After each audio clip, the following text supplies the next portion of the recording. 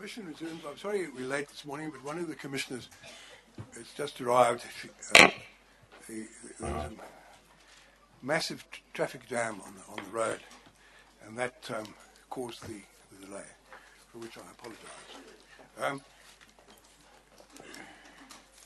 Meneer Louw is nog steeds oneerd. Witness is still under oath. Mr. Van As, I think you're still busy leading with this. Mr. Chairperson, I understand Mr. Wesley wants to make an announcement before I continue. Thank you. Chair, yesterday concern was raised about the Google map that we were using. I just want to inform the Commission what I've done.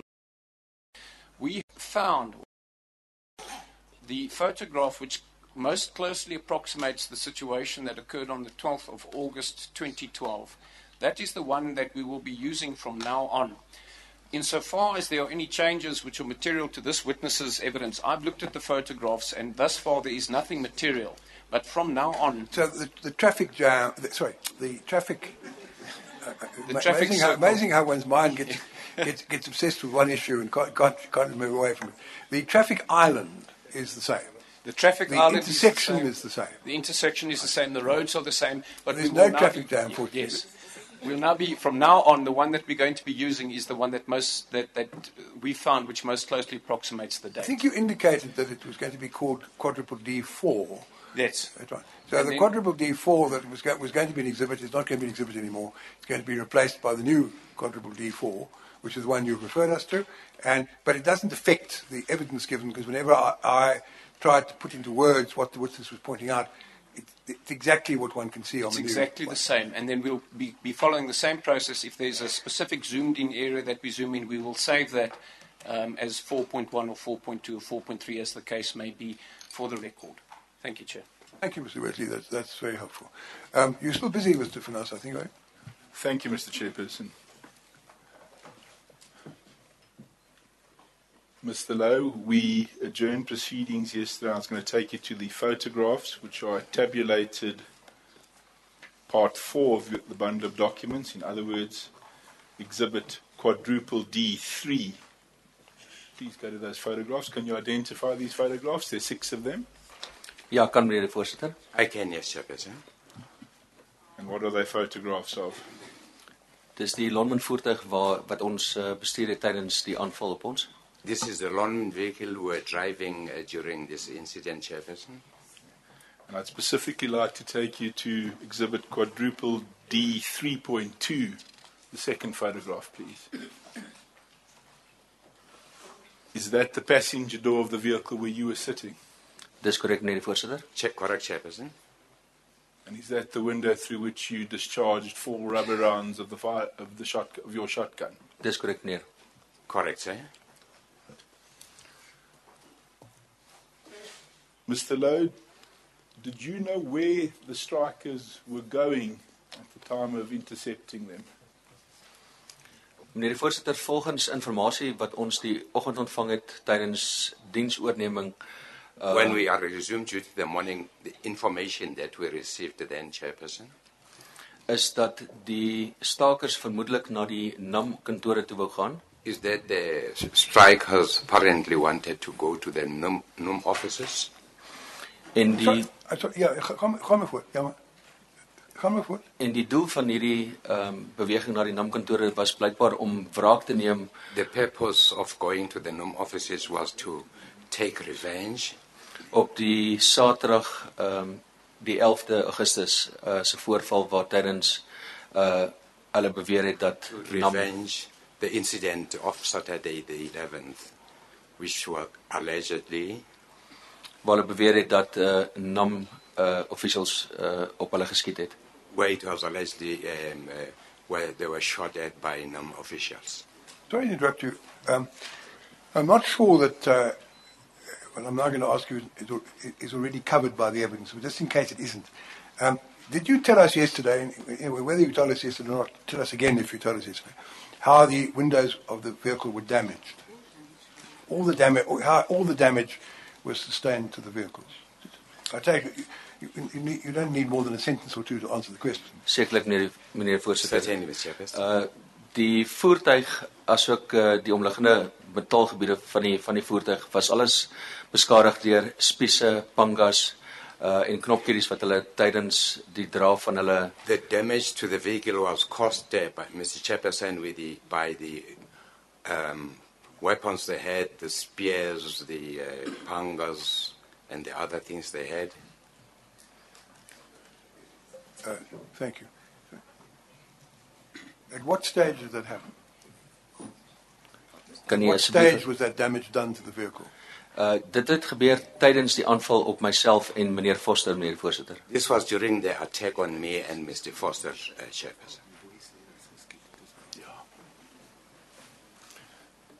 Thank you very much. Thank you, Mr. Chairperson. Mr. Lowe, were the strikers travelling in the direction of the NUM office at the point at which you intercepted them? In other words, if one had to draw a line from the copy where they were assembled to where the NUM officers were, did you intercept them along that line? Dis korrek, meneer die voorsitter. Correct, Chair. If we could please have the Google map that Mr. Wesley referred to a bit earlier, Mr. Bennett.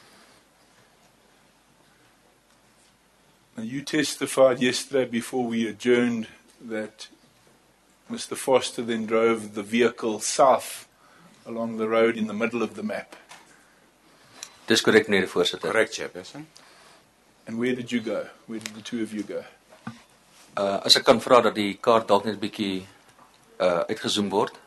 If I could ask that the card be zoomed out. Okay, dis reg, baie dankie. Thank you. Net wes van die eilandjie, die pad wat daar afloop, ons het Just on the west of that island where I'm now pointing at, Chairperson. Ons het suid met hom uitbeweeg. We proceeded southwards, as I'm indicating now. En ons het eers hier kom stop in hierdie omgewing hierso. First, we stopped at that point where the pointer is now. How do we describe that point, Mr. Van As? Perhaps if Mr. Wesley could put an icon on that point for us. No, that's not going to help us. Well, it's on a field. It's on a field to the south of where the. Field to the south of where the vehicle had previously stopped, and where the attack took place.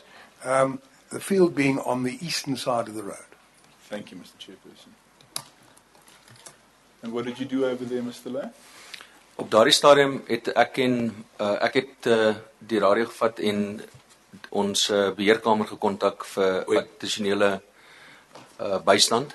I went on the radio at that stage and contacted the control room to ask for manpower assistance. Ek het ook verder versoek dat hulle vir meneer Botes, meneer Blou. I also requested that they contact Mr.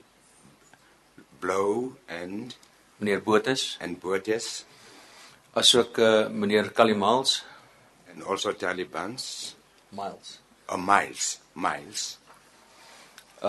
Om hulle in te lig dat ons aangeval is. To inform them that we had been attacked. En dat die skade wat ons aangeval het kwaadaardig is.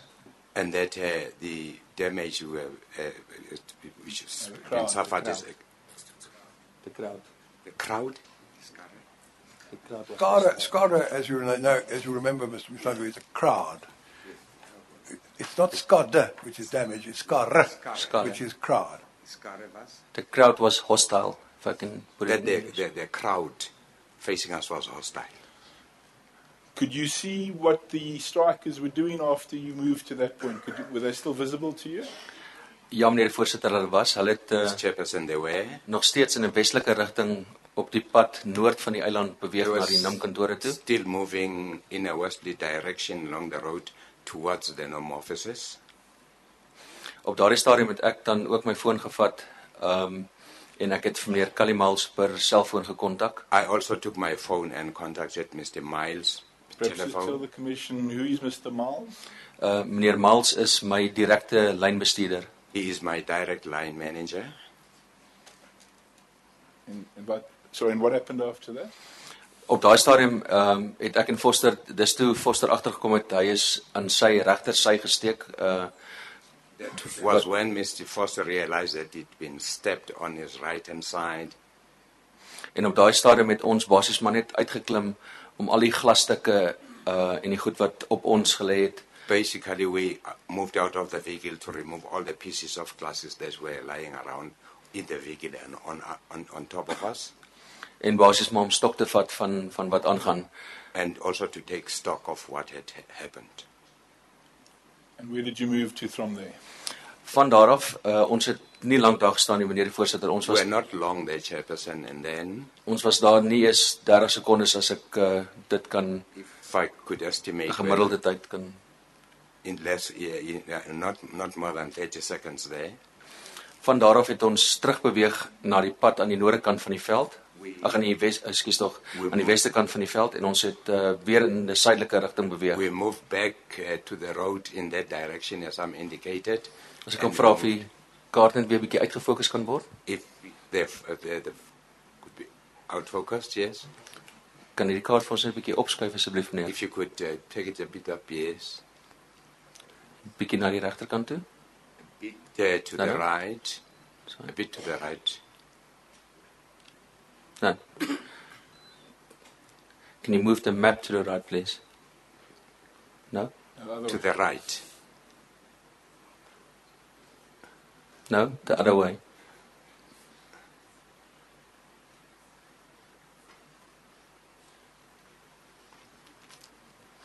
Kan jy vir my klein bietjie uitfokus asseblief? Zoom it out a bit, yes. Ons het verby Rolandskag beweeg. We went past Roland Shaft. Jy kan vir my bietjie infokus.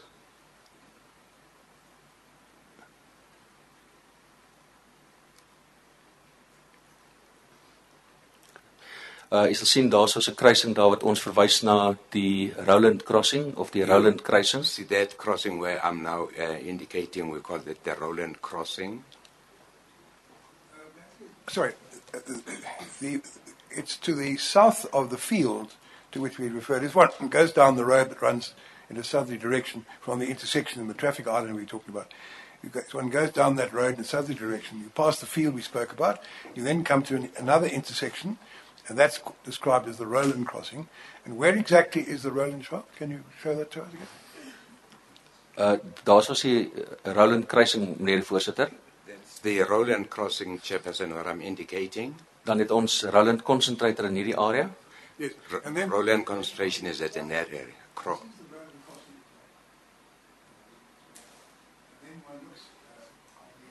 Just switch on, Chairperson. Sorry, one sees the Roland crossings, which I've already referred, and then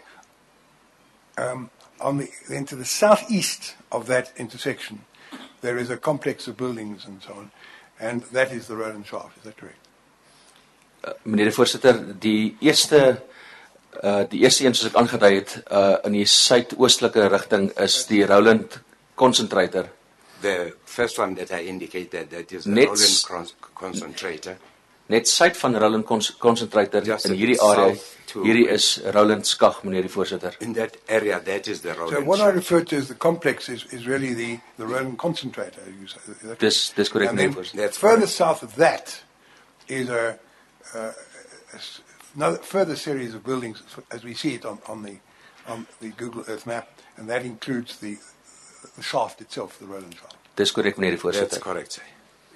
You got to the Roland crossing. What did you do when you got to the Roland crossing? Did you go on down past the Roland shaft, or did you turn left and go in an easterly direction? What exactly did you do? Meneer die voorsitter, ek het net die Roland kruising uitgewys omdat ek later weer terugverwys na hom toe. Maar ons het show that crossing because I later come back to it, Chairperson. From there, ons het steeds in 'n suidelike rigting beweeg. We still drove in a southerly direction. And I passed the Roland shaft. Dis korrek, meneer die voorsitter. That's correct, Chair. Tot daar waar ek nou uiteindelik die uitwys. Up to where I am now indicating with a pointer. Daarso beweeg of die pad draai outomaties in 'n suidwestelike rigting in. The road turns there automatically southwards. Ons moet daai pad weer in 'n suidwestelike rigting beweeg. We as again one drove goes, in a southwesterly direction. As one goes past the Roland shaft, one comes to what I'm not sure whether there's a fork, but there's a small fork, but the major prong, as it were, of the fork is a section which runs in a southwesterly direction. Dis And korrek, that's the meneer. one that you went down. Dis korrek, meneer voorsitter. That's correct, Chair. As ons net weer die kaart kan kry soos hy was. If you could get the map as it was before.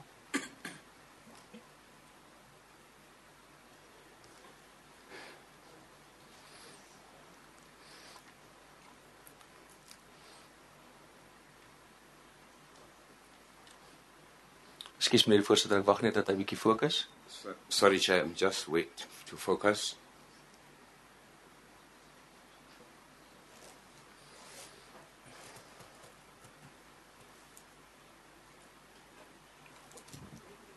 Well, perhaps we can short circuit things, Mr. Lowe. Where did you travel to from once you were in the vehicle? Where did you go? Meneer die voorsitter, om net vinnig vertel ek, ons het hierso gedraai, daar is die reservoir, reservoir, shortly, ons het in suid, there's the reservoir that we turned there in the direction in which I'm in now suidwestelike indicating, rigting beweeg, soos die southwesterly soos die pad direction, hier aandui. as the road shows there. Hierso is 'n pad wat dan ook op beweeg na Up there, there's another road going up na die BMR smelter se to hoofwerk the toe. BMR smelters, Main gate. the main gate of the smelters. Was you went down the southwesterly prong, as I called it, the fork, past the reservoir, and until you came to a point where there was a road going off to your right, proceeding in a northerly direction. You turned right at that point and went up that road towards the, what was the name of the smelter? BMR smelter Sorry? hoofwerk, The meneer. PMR. BMR The PMR smelter. gate. Bravo. A B. Base metal, Mr. The Chair. BMR, sorry? Base metal refinery Refinery. smelter. Thank you very much. You went past the base metal refinery. That's right. Dis korrek meneer die That's voorsitter. correct. And what happened then? Meneer die voorsitter, hierso is 'n T-aansluiting hier. Ons het op by die T-aansluiting, soos u gesê het ons in 'n noordelike rigting beweeg. Junction there, as I indicate, Chairperson, we went up in a northerly direction. Die SIU, die Security Intervention Unit, se kantore sit hier aan die linkerkant net na die hoofhek.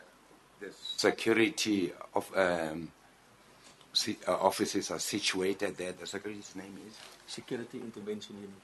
The Security Intervention Unit, SIU, is situated there. Is that where you stopped? Dis korrek meneer die So voorsitter. describe that. You went That's up this correct. road in a northerly direction, as I've described, and if one looks at this Google Earth map, one sees on the right-hand side as you were going up, there was no, in fact, it's clear now. As one goes up on the left-hand side, it's essentially the first building on the left as one went up. Is that correct? Meneer voorsitter, ek sien daar's baie meer fokus nou, alhoewel dit baie klein is.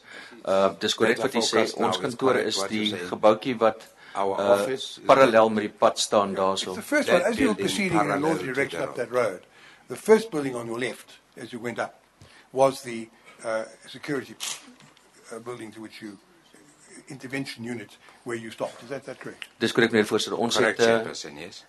die eerste kantoor is net ons ontvangs en dan ons is basies in die gebou net agter dit meneer The voorsitter. reception is the first office, and ours is the one thereafter.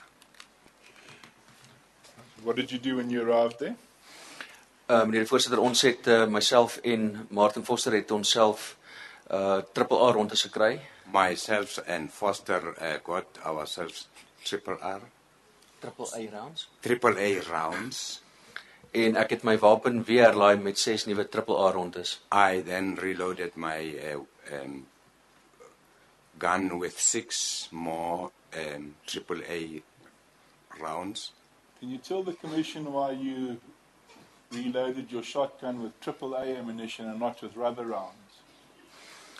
Meneer die voorsitter, soos ek al reeds verduidelik het op daardie stadium, As I've already explained, Chairperson, at that stage, was na ons aanval en ons die uitwerking van die rubberrondes op die skade gesien het, this was after the attack on us, and we had seen the effects of the rubber rounds.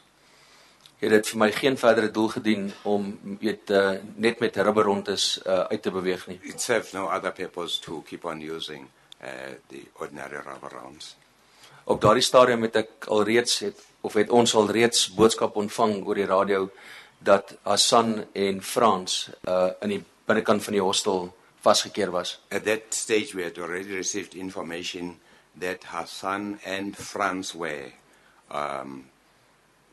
kept in the hostel, trapped in the hostel. Yeah, you say hostel, but I think you mean the hostel area, because the hostel presumably is the actual building. But there's a hostel area.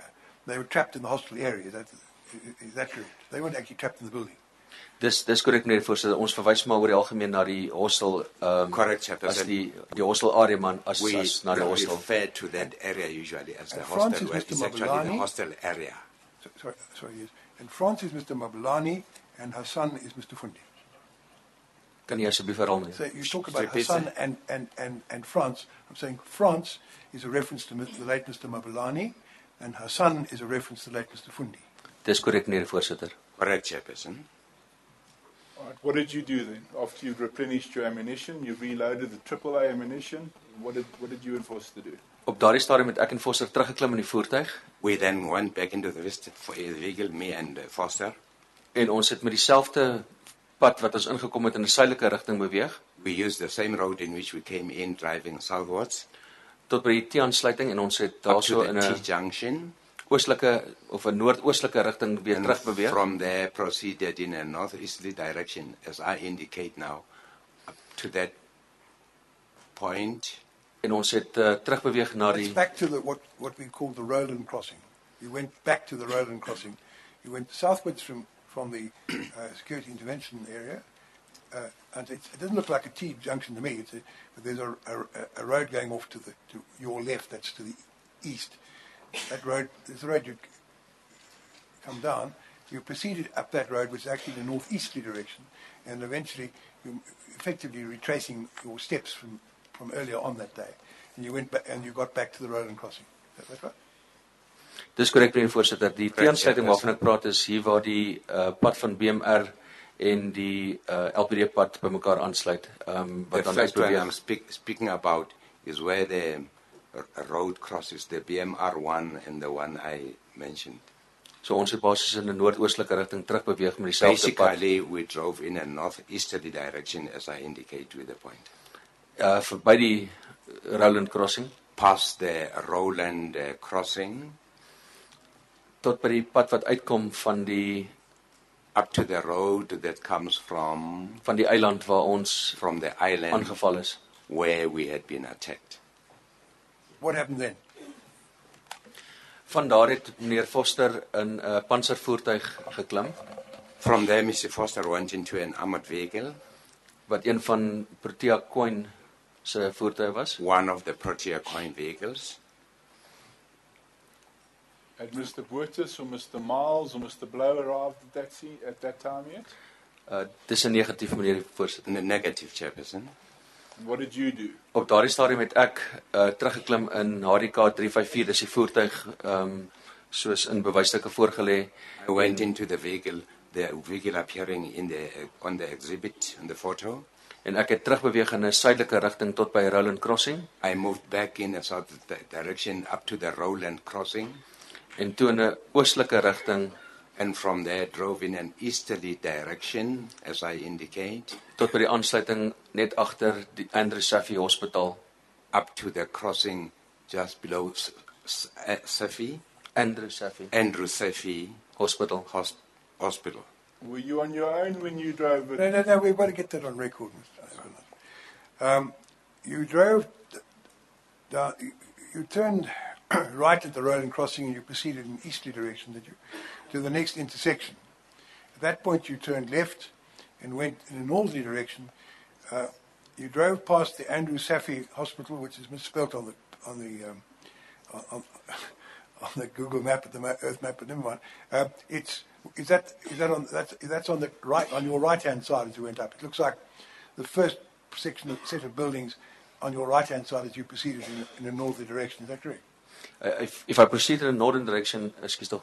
If As I ek proceed in the northern direction, voortgaan in 'n noordelike rigting, meneer die voorsitter, sal Andrew Safi aan my linkerkant wees. Andrew Safi would be on my left-hand side. So it's wrong. It's wrongly marked on the. So whoever's responsible for putting it on the Google map, please spell Safi correctly and move the title indicator to the correct position. Right. So what happened at this Andrew Safi Hospital?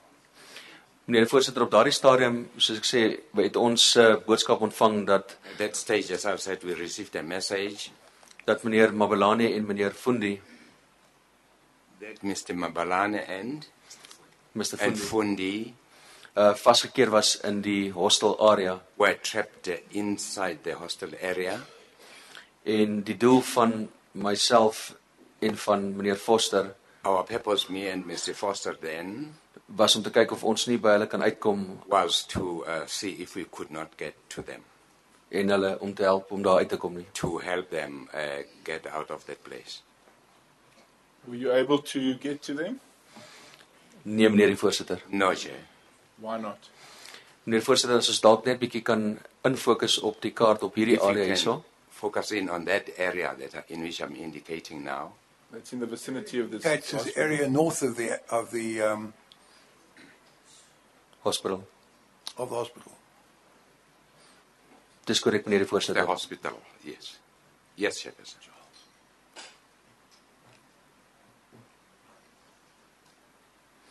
Okay. Meneer die voorsitter, om verder te verduidelik, ek het met hierdie pad noord beweeg. Soos ek noord beweeg het, was ek basies net verby Andrew Safi se uitgangshek en ek Northerly direction, just past the gate of the Andrew Safi Hospital, as I'm indicating there, en waar die Wonderkop hostel area se grensdrade begin. where the boundary wire of the hostel starts. Op daardie stadium was die skare soos ek kon observeer As I could observe at that stage, the crowd was in 'n hurkende posisie reg rondom tot hierdie area hierso tot by die NAM-kantore. were in a crouched position in that whole area up to the NAM offices. So op daardie stadium was dit toe nie vir my Makes sense in the record. As you proceed up in a northerly direction up that road, past the hospital, you then come to the hostel itself, hostel buildings on your left-hand side. Is that right? Dis korrek, meneer die voorsitter. Correct. And Chair. there's a road that goes off to the left that's in a westerly direction. And what you indicated, as I understood it, was from that road around into the road that you've been travelling up in, which travelling in the north direction, and then stretching up that road as well. That was where the crowd was. Dis korrek, meneer die voorsitter. Correct, Chairperson. And the result of the crowd being there, was it possible for you to get into the hostel area to where you had been informed Mr. Mabulani and Mr. Fundi were? Meneer die voorsitter, dit is meneer Mabelane en meneer Fundi is 'n bietjie terug. Hulle was al reeds verby die area waar meneer Fundi en meneer Mabelane aangeval Were a was. bit back, they had already gone past where the place where these two, Mr. Mabalan and Fundi, had been attacked. Chris, I asked you, were you able to get to that place? Nee, meneer die voorsitter. No, And Chair. why was that? Meneer die voorsitter, soos ek verduidelik het, omdat die pad hierso toegepak was of As I toegesit said, was deur die skare wat The road was ons blocked by the crowd. It was close vroeër by aangeval het. the crowd that had attacked. Can you perhaps indicate where that was? Meneer die voorsitter, as ons net 'n klein bietjie kan infokus op hierdie area hierso. Can focus on that area there, Chairperson. Dis goed so, dankie. Thank you. Meneer die voorsitter, hierso is die pad wat ek ingekom het, wat langs Andrew Safi Hospitaal verbygaan. The road I came in that goes past Andrew Safi Hospital. Jy het 'n ingang hier wat na die hostel area toe ingaan. That's the entrance there I'm indicating, which gets into the hostel area. En hierdie is die pad wat die skare gevolg het in 'n oostelike rigting That tot is by the die road in which the crowd was walking in the northeast direction.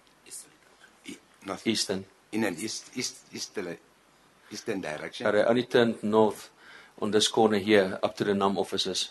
As it says, they turned there northwards towards the. So wat ek basies wil verduidelik meneer die voorsitter is toe ek in hierdie pad inkom, What I kon basically ek want to explain is that as I was coming along that road, Chairperson, kon ek sien dat die skare die hele area hierso asook hierdie gedeelte hierso beset het. I could see that that whole area was occupied by the crowd. As you went up the road, as you indicate to us, in a northerly direction, you came to a position where a road was going off in a northwesterly direction, like a slip-away road, on your left-hand side. And then as you proceeded further up the road you were travelling in a northerly direction, you would have come to a road going off to your left, to the west, which eventually joined up with that slip-away road that I referred to. And you said that the crowd was stretched from a point where those two roads came together to the intersection and then up further in a northerly direction. Dis correct. Can you show That's us? correct. Is the NUM office visible on this part of the Google Earth map we can see at the moment?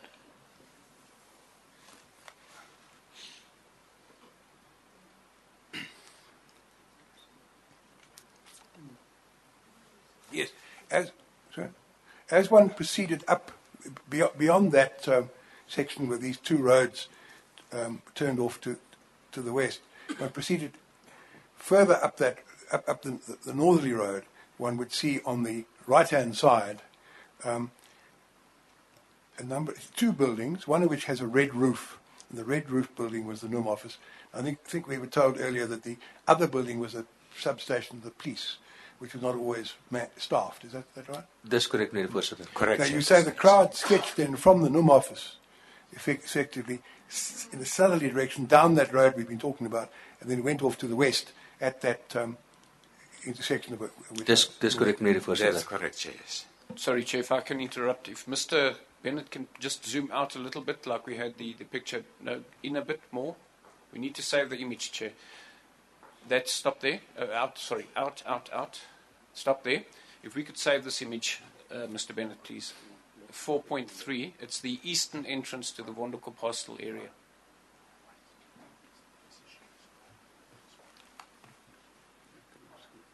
And Mr. Lowe, are you able to point out the area where Mr. Mabelane and Mr. Fundi's vehicle was, where the attack on that?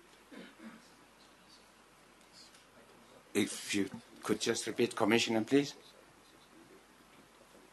Commissaris, nee, dis reg, ek het die vraag gekry. I got the question, yes. Sal maar net wag tot hulle klaar is met die blokkie dan sal ek vir I'll julle just wait probeer until they verduidelik. are through with that, what is now being done on the Google map.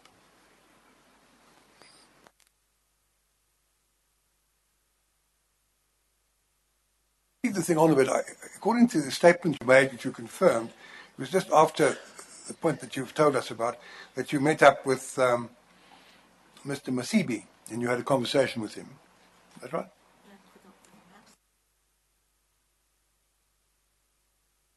Sorry. All right. Sorry. Disregard my question a moment. Let's go back to the point you were busy with a second ago.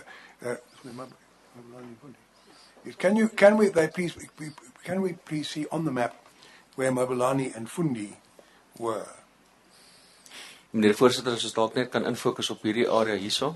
You can focus on that area there.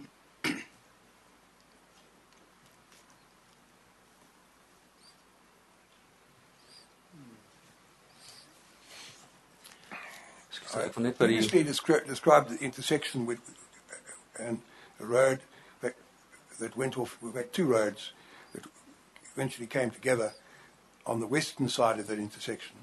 As one proceeds in a westerly direction down that road, you come to a section where there's it looks like a turning area. Is this for buses and taxis and so on?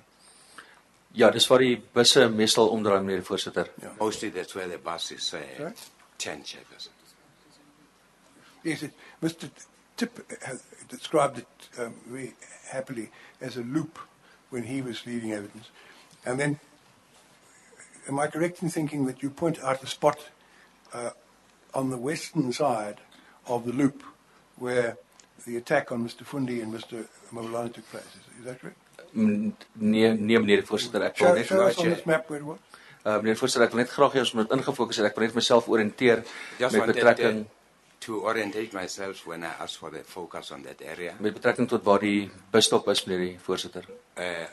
to where the bus stop was. I wanted to see that area.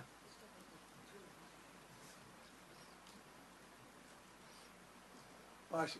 So it's really at the eastern end of that loop where the loop starts really. As one proceeds westerly down the road we were talking about, the loop begins on one's left-hand side, and it's at that point, roughly, where the bus stop is. Is that correct?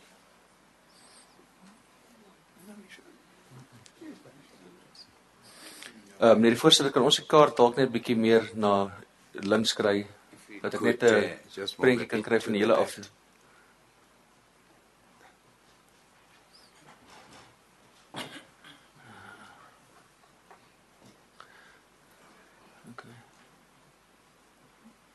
Kan ek vra dat jy dalk net 'n bietjie uitfokus asseblief, meneer die voorsitter? Could just focus out, Mr. Chairperson, a bit, yes.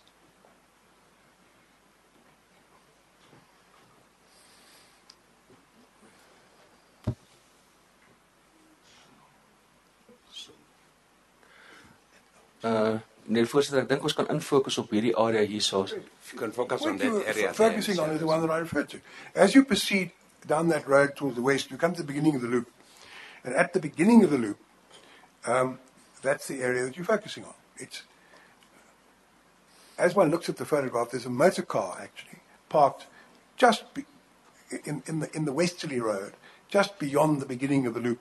And the area you indicate is more or less to the south of that motor car that one can see there. Dis korrek, meneer voorsitter. Ekskuus dat ek vra. Ek vra om verskoning want ek het ek dink die bome hierso het my bietjie verberg met die busstop wat ek daar gesoek het. I think the tree that disturbed me about my focus. And Mr. Wesley will get to put an icon there. You spoke to Mr. Masibi, as I understand. Dis korrek, meneer voorsitter. Correct, Chairperson, yes. You don't have to tell us what he told you, but you spoke to him. And while you were talking to him, did you see the members of the crowd in the road, in the positions in which you mentioned to us earlier? Dis korrek, meneer voorsitter. Hulle was almal gehurkend geweest. They were all in a crouched position. Did you notice anything in particular about their posture? Meneer voorsitter, op daardie stadium die postuur was maar dieselfde as wat ons gehad het tydens die aanval op ons. Wat ek meer as bedreigend as enigiets anders kan beskryf. I could only say at the time that they attacked us could only describe it as threatening to us. Can you describe their posture? How exactly were they standing? Were they standing straight up? Nee, meneer voorsitter, soos ek gesê het, hulle was almal gehurkend op daardie stadium. They were all in a crouched position. Thank you. Sorry, can I interject? The witness referred to a bus stop. Could you please indicate where it's supposed to be so that an icon can be placed there? That's where I'm now indicating the pointer.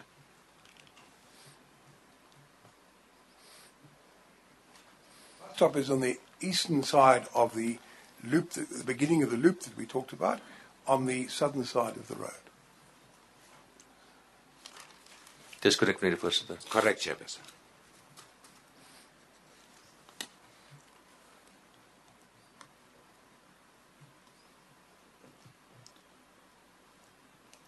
All right. Where did you go when you realized you couldn't get in from the eastern side? What did you do, Mr. Lay? Meneer voorsitter, op daardie stadium het Masibi hulle inbeweeg en hy het my toe daar gekry soos ek al reeds begin het om uit te beweeg. Ons het of ek het toe besluit op daardie stadium dit gaan geen, want ek het op daardie stadium besef dit gaan my geen nut dien om te probeer inbeweeg nie. Realized it would it would not be possible for me to move in. En ek het of almal van ons het of ek het terugbeweeg na die Roland. All the others then decided to go back to the island. Die Roland kruising. The Roland crossing. Waar ons toe op daardie stadium gewag het vir die ander sekuriteitslede om by ons aan te sluit. Where we then waited for the other security officers to join us. Onder andere meneer Botes en meneer Miles. Amongst others, Mr. Botes and Mr. Miles. All right, if we can just zoom back to the Roland shaft crossing, the Roland crossing.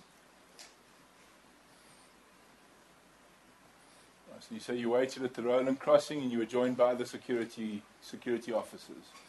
Dis korrek, meneer die voorsitter. That's correct, Chairperson. And where did you go then? Meneer die voorsitter, op daardie stadium was nie een van ons seker wat die stand van sake met betrekking tot meneer Fundi en meneer Mabelane was nie. Ja, on that stage, no one was certain about the whereabouts of Mr. Fundi and Mr. Mabelane. As been said in English, at that stage, no one was certain where Mr. Mabelane and Mr. Fundi were. En ons het toe weer opbeweeg in 'n noordelike rigting. We then again proceeded in a northerly direction, as I indicate. Verby die eiland waar ons aangeval was. Past the island where we had been attacked. En ons het in 'n oostelike rigting die pad teruggevat na We die took the road in an easterly direction. terug na die hostel area toe. Back to the hostel area. What could you observe? Op daardie stadium was daar by verskeie menigte mense wat besig was om uit te beweeg van die hostel af. There were a number of people who were moving in that area. Terug na die Koppie se omgewing toe. Back in the direction of the Koppie. And insofar as Mr. Fundi and Mr. Mabelane were concerned, what did you see? Al wat ek op daardie stadium kon sien, meneer die voorsitter, was die rook van iets wat gebrand het. Ek was nie seker of dit 'n gebou of bande of the smoke of something that was burning. I did not know whether it was a ek was glad nie building seker wat dit op daardie stadium was. or tires. I did not know what the damage was at that time. And then? Ons het inbeweeg en soos ons inbeweeg het, Moved in. en die skade dit vir ons moeilik gemaak om vrye toegang te kry tot meneer Mabelane en meneer Fundi. As we moved in, the crowd made it difficult for us until we came up to Mr. Fundi and Mabelane. Did you believe they were still alive at this stage, or were you hoping they were still alive at this stage? Op daardie stadium het ons gehoop dat hulle wel nog lewe, At meneer. that stage, yes, we hoped they were still alive, Chairperson. I see Mrs. Fundi's in the crowd. This is fairly graphic evidence. I don't intend referring to any of the photographs, but Mr. Lowe did see certain things. I don't know if you want to give a warning in relation to that, Mr. Chairperson. I believe we're now going to get some rather graphic evidence about what Mr. Lowe saw in relation to the dead body of Mr. Fundi. And Mrs. Fundi and any other people she has with her who are friends or relations of the late Mr. Fundi may find it very unpleasant and painful to hear this evidence. So I suggest we allow half a minute to elapse to enable them to leave the chamber if they wish. But obviously if they want to stay, they're free to do so. Meneer die voorsitter, mag ek asseblief ook 'n versoek rig as dit moontlik is? If I could also make just this little request, if I could say. As dit moontlik is om eerder net in 'n kort beskrywing te kan sê wat ek gesien het, want ek wil ook nie graag If I could just give a brief description of what I see, because I also don't feel. I understand. Sorry, carry on. I also am. I don't feel like. I don't feel good in looking at I don't see the. I understood Mr. Finance wasn't intending that we should look at the pictures, but he was afraid that even the verbal description might be painful to Mrs. Fundi and others. Understands. But so you'll be spared. We've looked at the photograph often Ja, meneer before, voorsitter. and Yes, you know sir. what's on it. So it's not necessary for us to look at it again. But we can just have a short verbal description. You say there were people preventing you from getting close, strikers preventing you from getting closer to where Mr. Fundi and Mr. Mabelane were. What did you do at that stage? Op daardie stadium was die ambulans net agter ons gewees, meneer die voorsitter. The ambulance was just right behind us, Mr. Chairperson. En omdat ons vermoed het dat meneer Mabelane en meneer Fundi dalk nog kon lewe, Because we were still hoping that Mr. Fundi and Mabelane were still alive. wou ons inbeweeg na hulle toe en ek het onder andere We moved in, and amongst others, het ek van die melding wat ek gemaak het, een van my AAA rondes afgevuur. I then used one of my AAA rounds, which I shot at the crowd at that stage. which I shot at the crowd at that stage. And were you able to get to where Mr. Fundi and Mr. Mabelane had been attacked? Ja, meneer die voorsitter. Yes, Chairperson. And again, I don't want to go into any detail. Were they dead when you arrived there? Ja, meneer die voorsitter. Correct, Chairperson. And what did you do once you arrived on the scene? Meneer die voorsitter, om eerlik te wees, ek To be kan nie honest, regtig Chairperson. veel onthou van wat ek gedoen het op daardie stadium nie.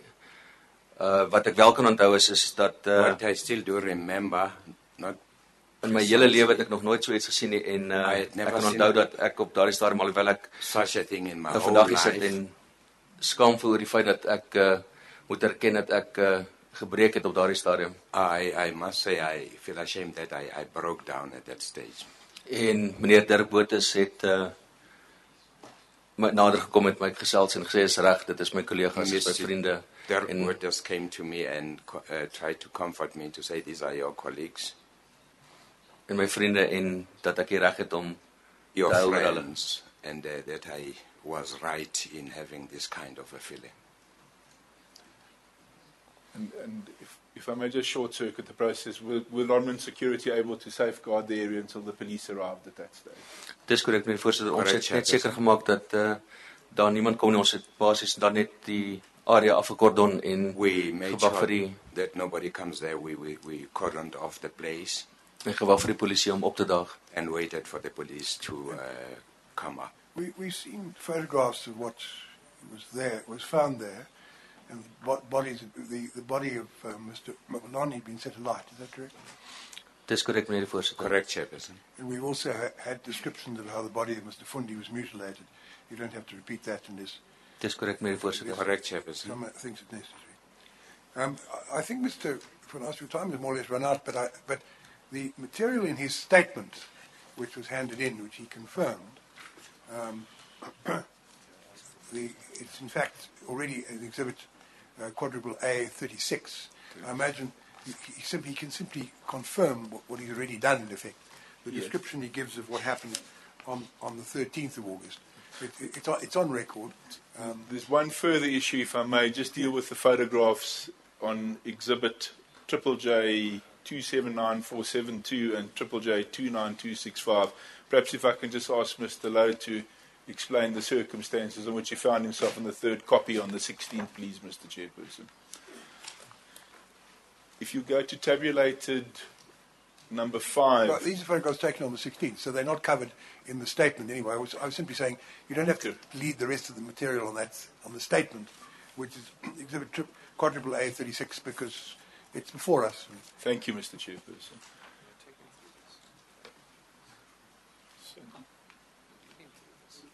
I want to put on the screen the first photograph is exhibit J 27.9472. That's now on the screen. Do you have that photograph in front of you, Mr. Lowe? Dis korrek, meneer voorsitter. Correct, Chair. Are you on this photograph? Dis korrek, meneer voorsitter. Correct, Can Chairperson. you perhaps just identify yourself on the photograph, please? Dis ek wat daar staan, meneer voorsitter. That's me standing over there, Chair. There is a body towards the left-hand side of the photograph, someone with a red top.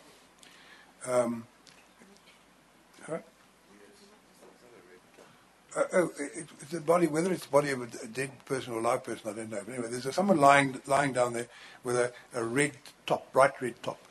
And immediately, someone is leaning over either that person or the person next to him, person in uniform, and to the right of that person, as we look at the photograph, is, I think, the witness as he points himself out to us. Dis korrek, meneer voorsitter. That's correct, Chair. The person who's standing, to use the chairperson's words, immediately above, bending down over the individual with the red top. Who is that person? Perhaps if I can just show you. Dis Chris Matthee, mede-sekuriteitsoffisier. Fellow security officer Chris Matthee. The crouching person. I've put the strobe light on the person. Who is that person? Dit is een van die mediese personeel vir Netcare 911. Of the medical It's the person people who's bending. from Netcare. That's the person who's bending over either the person lying with a bright red top or possibly a person next to him. But that's one of the Netcare people use. Dis korrek, meneer die That's voorsitter. correct, Chairperson. And what were the Netcare personnel doing over there, Mr. Lowe? Meneer die voorsitter op daardie stadium het hulle ingegaan om uit te help met beseerdes They went in to Tydens- assist with the injured, tydens die voorval op During die 16 Augustus the 2012. incident of the 16th. And what were you and other members of Lonman Security doing over there? Meneer die voorsitter, ons het slegs ingegaan omdat die mediese personeel op daardie stadium huiwerig en We only went in there because of bang the fact that the medical personnel were scared of en proceeding bang was om alleen in te beweeg. to move in there alone. En ek was versoek of ons was versoek We were deur then ons requested sekuriteitsbestuurder om in te gaan en by our security manager to go in, die mediese personeel basies net in te escort. basically to escort the medical staff. If you go to the second photograph, please. Exhibit J 29.265.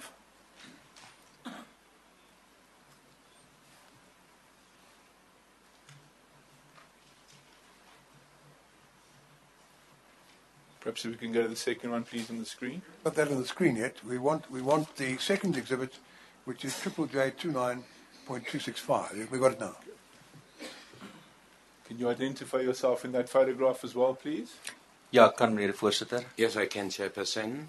Ek is die persoon op die linkerkant van die foto met die hoed op. Person on the left-hand side of the photo. And I It see looks like a shotgun in your right hand, which is pointing to the ground. Is that right? Dis korrek meneer die That's voorsitter. correct, Chairperson. is that the A same cigarette in shot? your left hand. Ekskuus tog It's meneer die like a voorsitter. cigarette in your left hand. Cigarette on the left hand. Is that right? Dis ook korrek meneer die That's also voorsitter. correct, Chairperson. I see you wearing rubber gloves. Can you explain to the chairperson why you have rubber gloves on?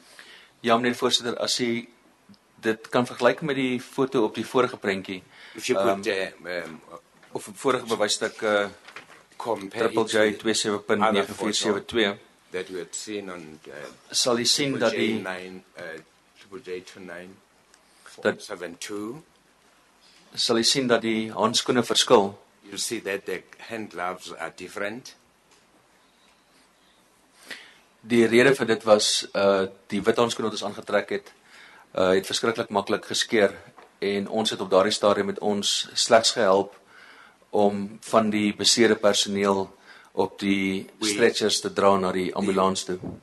The gloves were wearing tear easily, and we had to wear gloves because we were helping with the picking up of the injured, the deceased.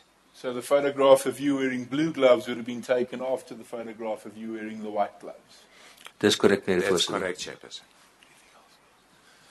Thank you, Mr. Chairperson. Those are my questions. Thank you, Mr. Rice. Mr. Wesley, how long have you given yourself? Or rather, how long did I give you? 60 minutes, and I'll be the strictest person All right. enforcing the 60. I think we can ask Mr. Shaskelson to be the timekeeper, to keep an eye. He's a senior. Mr. Mpofu wants to do it. No, I wanted to know if Mr. Wesley's 60 minutes will be counted in the same way as the previous one, which went over by half an hour, without even an application for an extension. Yes, Mr. Mpofu, I hear what you say. We will enforce this 60 minutes strictly, and we'll ask Mr. Shaskelson and the two of you together to keep an eye on it. Thank you, Chair. Mr. Lowe, we've got quite a bit to get through, so I'm going to try and hurry it along. But I want to, just for the sake of good order, if you can just remember, please, what you testify about is being translated. Can you please wait before proceeding with an answer for the translation to finish before you carry on talking? Otherwise, you end up talking over the translator. Om verskoning meneer die voorsitter, I'm sorry, ek Chairperson. sal aandag daaraan skenk. I'll do that. And although we're going to hurry up, I would like you to talk a little bit slower so that it's easier to follow. Will you do that?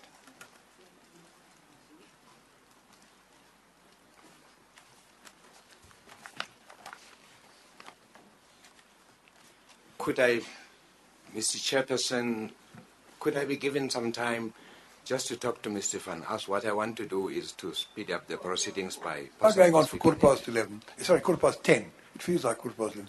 10:15. We'll take the first comfort break now. We'll start again, I hope, at 10:30, if everybody can try very hard to be back. And then whatever Mr. Lowe wants to do in conversation with Mr. Van As can be done during that break. 15 minutes.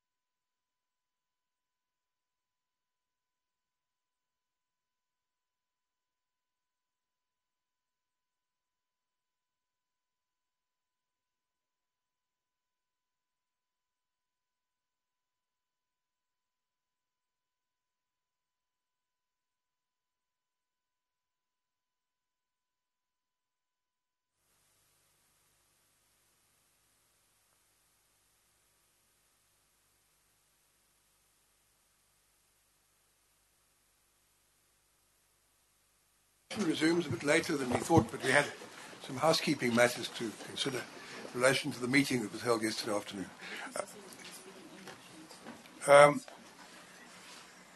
Meneer Louw is nog steeds onder eed. Slow, still on oath. Mr. Wesley. Thank you, Chair. Chair, might I just report, Mr. Lowe is going to give his evidence from now on in English to try and speed things up.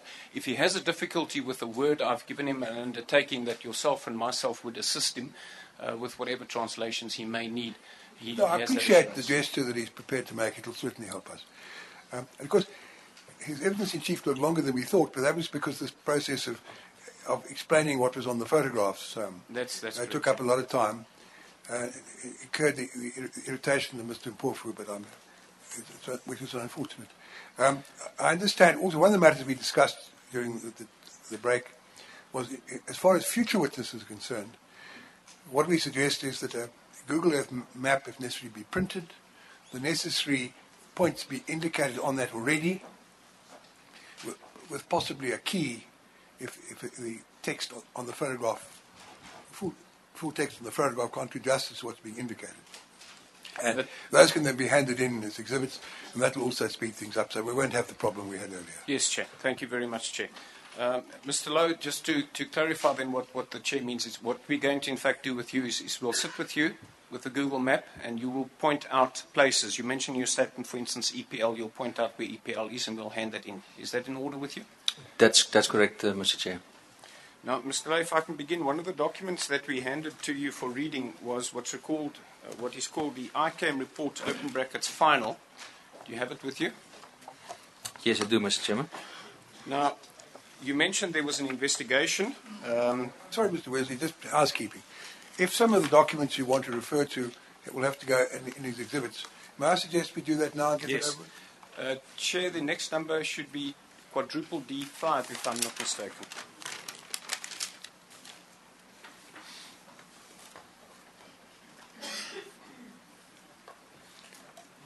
Yes, Mr. Wesley. What's that? That is the ICAM report, ICAM report, open bracket, final, close bracket.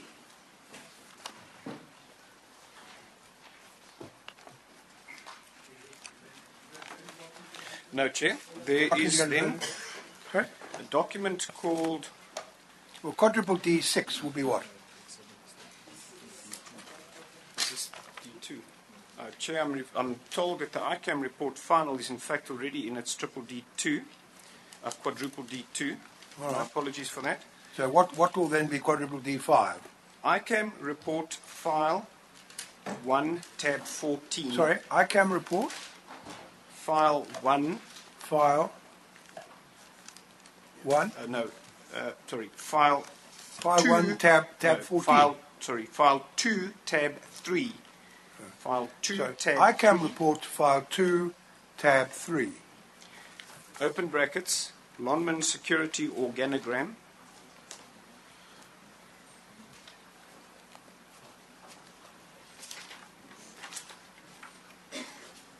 Yes. And that's it, Chair. One of the documents you referred to, ICAM report file 1 tab 14. I take it that's already in as one of the photographs that Mr.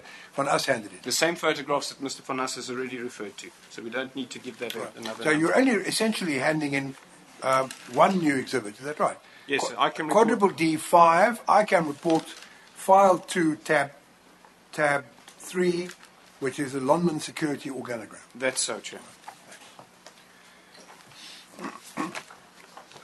Mr. Lowe, in respect of the ICAM report, you mentioned there was an investigation. You were interviewed during that investigation. That's correct, Mr. Chairman. That resulted in the statement that you have given, which was handed in. That's correct, Mr. Chairman. Which is quadruple A36. Who interviewed you? Can you remember? Excuse me, Mr. Chair, I can't remember the names now offhand. Sorry. Okay, if you have a look at the ICAM report itself, which is quadruple D2, if you go to the final page thereof, do you have it?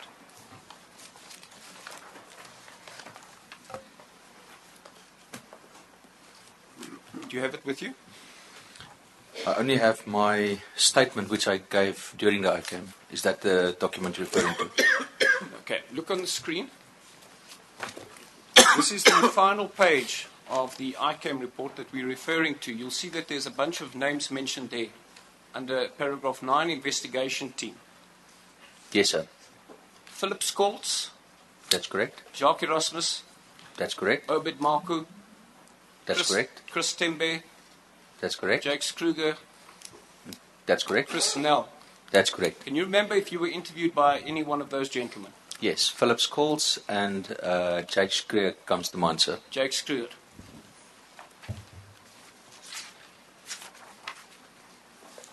To your knowledge, are those the people that conducted the investigation?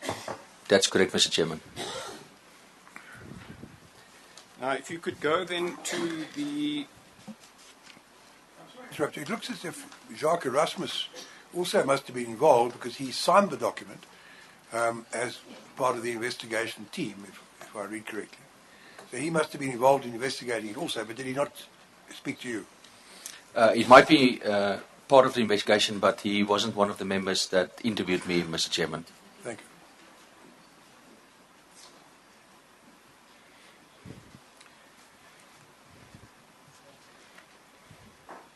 If we could then have quadruple D5, which is the ICAM report file 2 tab 3, the Lonman security organogram.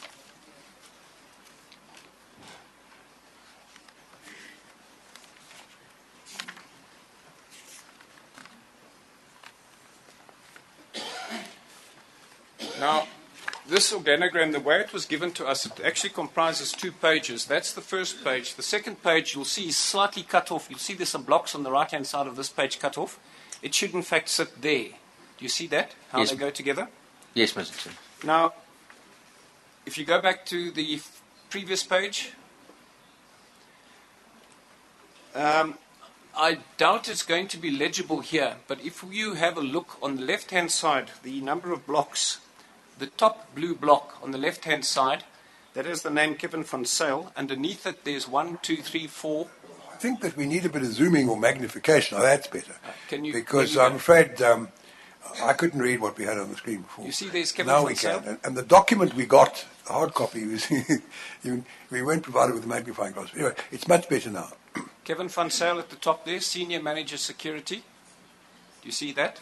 That's correct, Mr. And Chairman. then underneath there's a number of blocks. Cully Miles, the first name in the first block is Cully Miles, then Dirk Botas. Teddy Rifles, it looks like it. Yes, sir. Judy Alexander and Klaas Mogiare. Klaas Maguera. Quera, I beg your pardon. That's correct. Now, underneath Cully Miles, there's an arrow leading to another block. There's your name, Dewald Low. That's correct, sir. So, if I'm correct in this, then you report to Cully Miles, and he in turn reports to Kevin van Sale, according to this organogram. That's correct, Mr. Chairman. Now, this is called a Lonman security organogram, but there's 2 separate parts to it. Craig, if you could zoom out. Yeah, can I just get something else? After the names of each of the persons on this organogram appear the letters PSIRA and a number, including in the case of the witness. Now, what I think I know what it is, but let's get it on record. What exactly does that stand for? Mr. Chairman, that is the Security Regulating Board. That's the number allocated to your registration with the Security Board. Yes. What do the letters PSIRA stand for? PSIRA, it's basically referring to Private Security Industry Regulating Authority number 9328. Yes, I understand.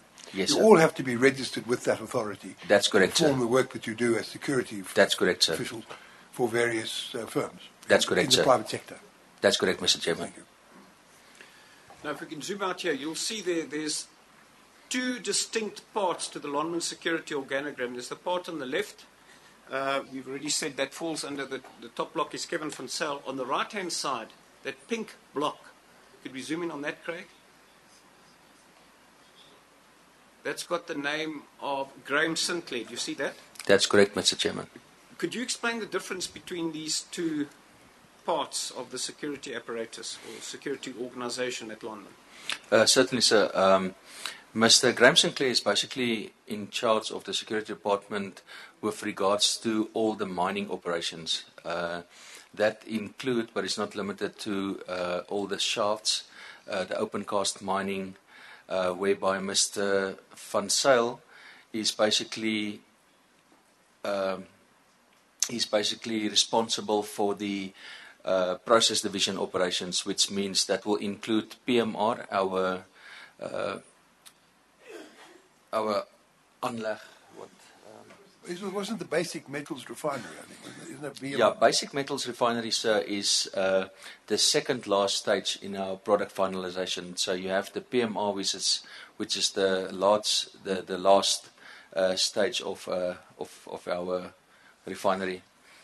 So you get your BMR, which is the base metal refinery, and then the PMR, which is situated in Johannesburg, which is the precious metal refinery. And Mr. Van Zyl is basically in charge of all the process division security members, which include the PMR, the BMR, the smelter, and all the concentrators. And you normally, that's the part that you work under, that's the division you're in? That's correct, sir. Is normal security patrolling for things like strikes or marches, is that part of your usual daily tasks or not? No, it's not part of our usual daily task, but we are being used with regards to that task when needed, sir. So if there's an incident and you need it, then being Lonmin security, you go in any event, you go where you're told? That's correct, sir.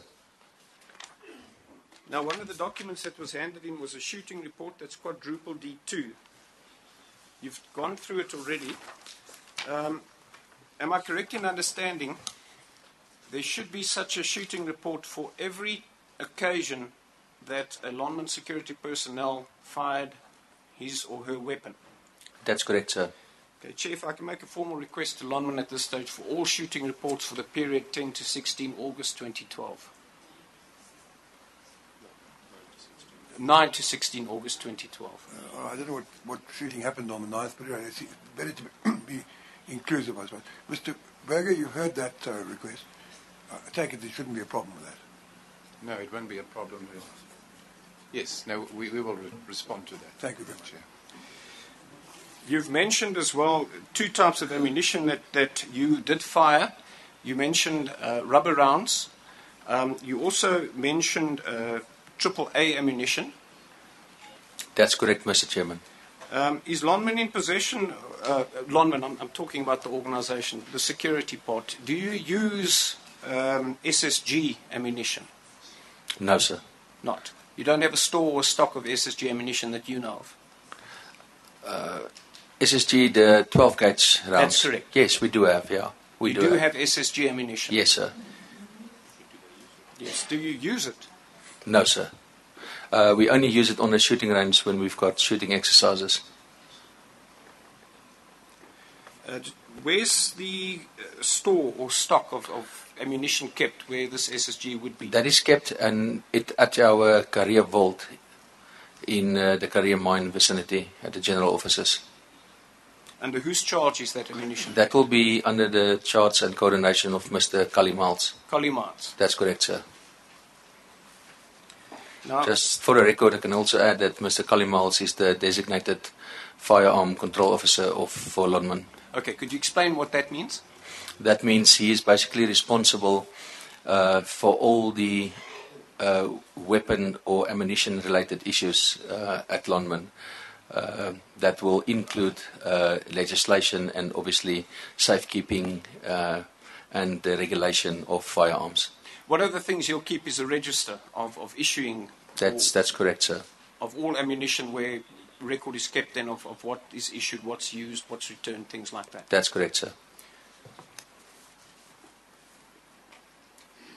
Now, I had intended to take you through by means of Google, but I don't want to do that. Your movements, to trace your movements on each day, but I'm not going to do that. We're going to do that process, as explained at the beginning, in another way to save time. If I can then take you, use your statement that you gave in quadruple A 36. Have you got that? Yes, I do, sir. Use that as the basic. Now, let's go to 10 August. You were informed that the RDOs wanted to march to the LPD.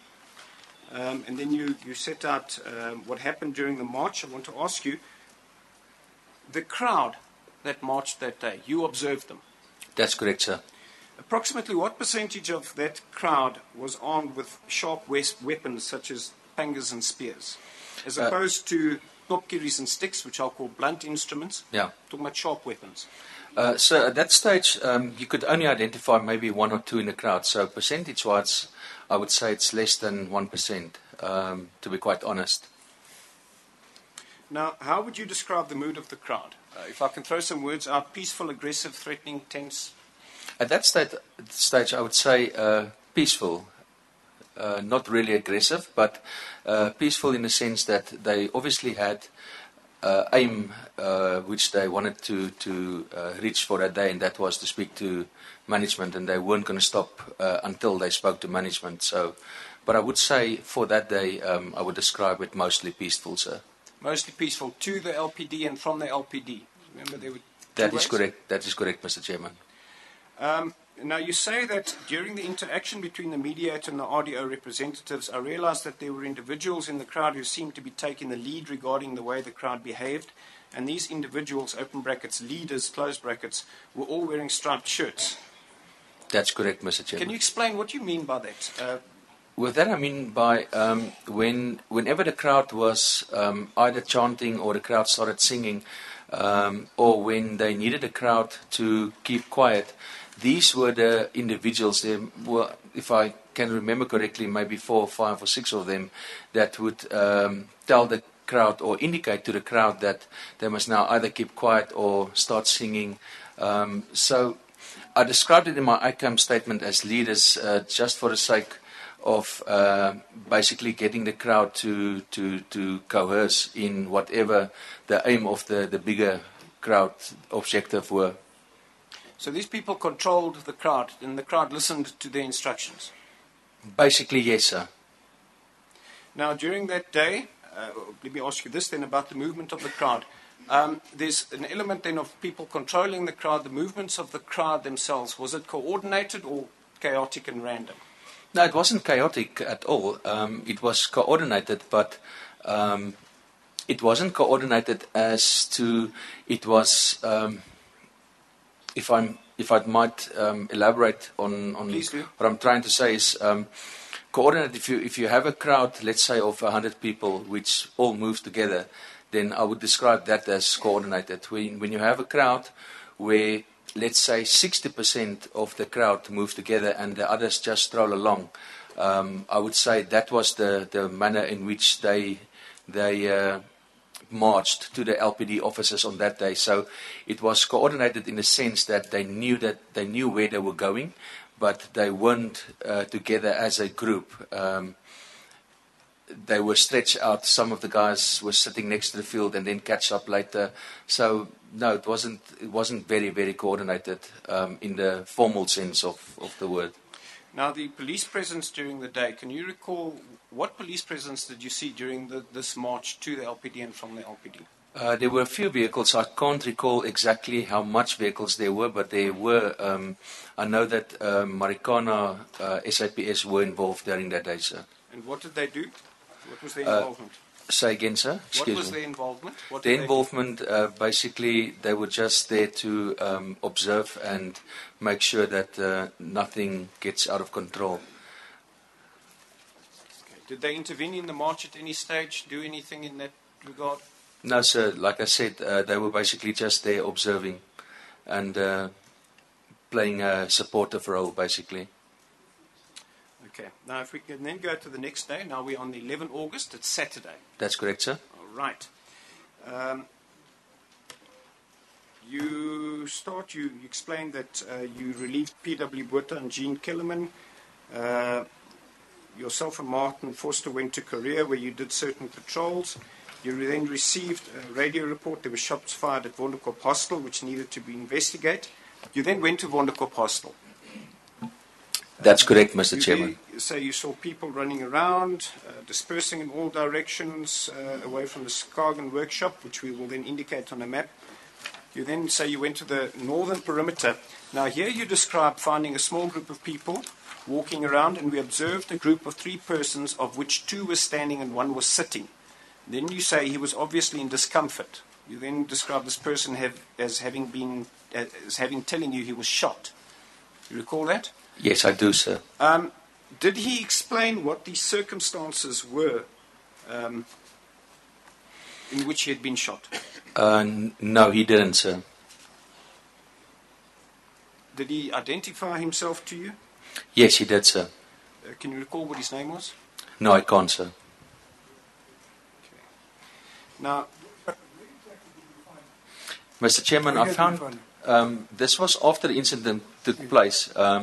Myself and Mr. Foster decided to just patrol the northern perimeter to see if everything was still in order, and to see if we can maybe find other people that was hurt or that was injured. And we stumbled upon this 3 guys that was standing next to one of the buildings, and the one guy was sitting, and we basically got out of the vehicle, and upon our arrival, I saw that this guy has been shot at the back.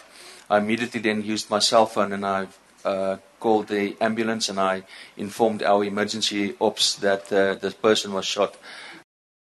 What I'm interested to know is where exactly was he found? You see, we know the 2 people who were injured, yes, who were sir, taken to hospital, and we know where they were found. So if you can tell us where you found this person, we will then be able to identify him. So he was found, if I'm not mistaken, and I'm speaking under correction here, I think at, not sure, I know that on that day, and excuse me for a lack of knowledge at this stage, but while I got out of the vehicle, I was more focused on attending to the injured person, and I gave him water, and I gave all the stuff through to Central Ops, and I didn't really take notes. And all the information was given through to our emergency ops, and I think if that information is needed, I think they... Perhaps you can help me in this. You see, one of the persons who was found and taken to the hospital, injured and taken to the hospital, was a person who was found inside the hospital next to the hostel, next to the Schagen offices. Is that the person you're talking about, or are you talking about? No, the person that was found in the Schagen office is another person. Okay, so your one was the other one. That's correct, sir. Okay, thank you. Okay, thank you for that. Now, if I can just go back earlier, sorry. You described earlier in the morning, after relieving P.W. Wirth and Jean Kellerman, the following. You say, we saw a group of people armed with knopkieries and pangas escorting employees from the hostel towards Roland Shaft. Upon questioning my night shift colleagues, we were told that this was a group of NUM members acting like security officers, escorting people to work. You then monitored them, but there were no security incidents. Now, about that, had you ever seen that sort of behavior before?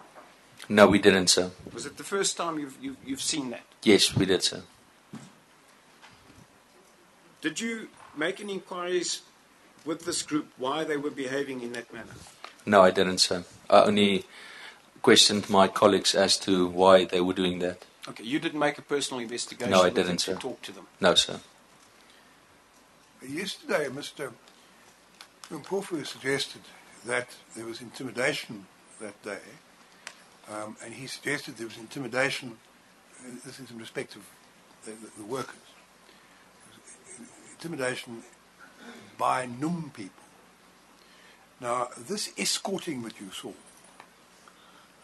could it have been described as people being forced to go to work by NUM officials who were intimidating them to ensure that they went to work and didn't comply with the unprotected strike which had been called? Mr. Chairman, in my personal opinion, upon questioning, I would rather say that the NUM officials or the NUM people that were escorting the guys in the morning basically were they were basically making sure that the guys arrived at work safely. I think that was more the... I don't want to put a leading question to you, but... No, I fully understand. What you say, it sounds as if they were protecting... That's correct, sir. Rather than forcing them to go to work against their will. That's correct, sir. But what did you base that opinion on?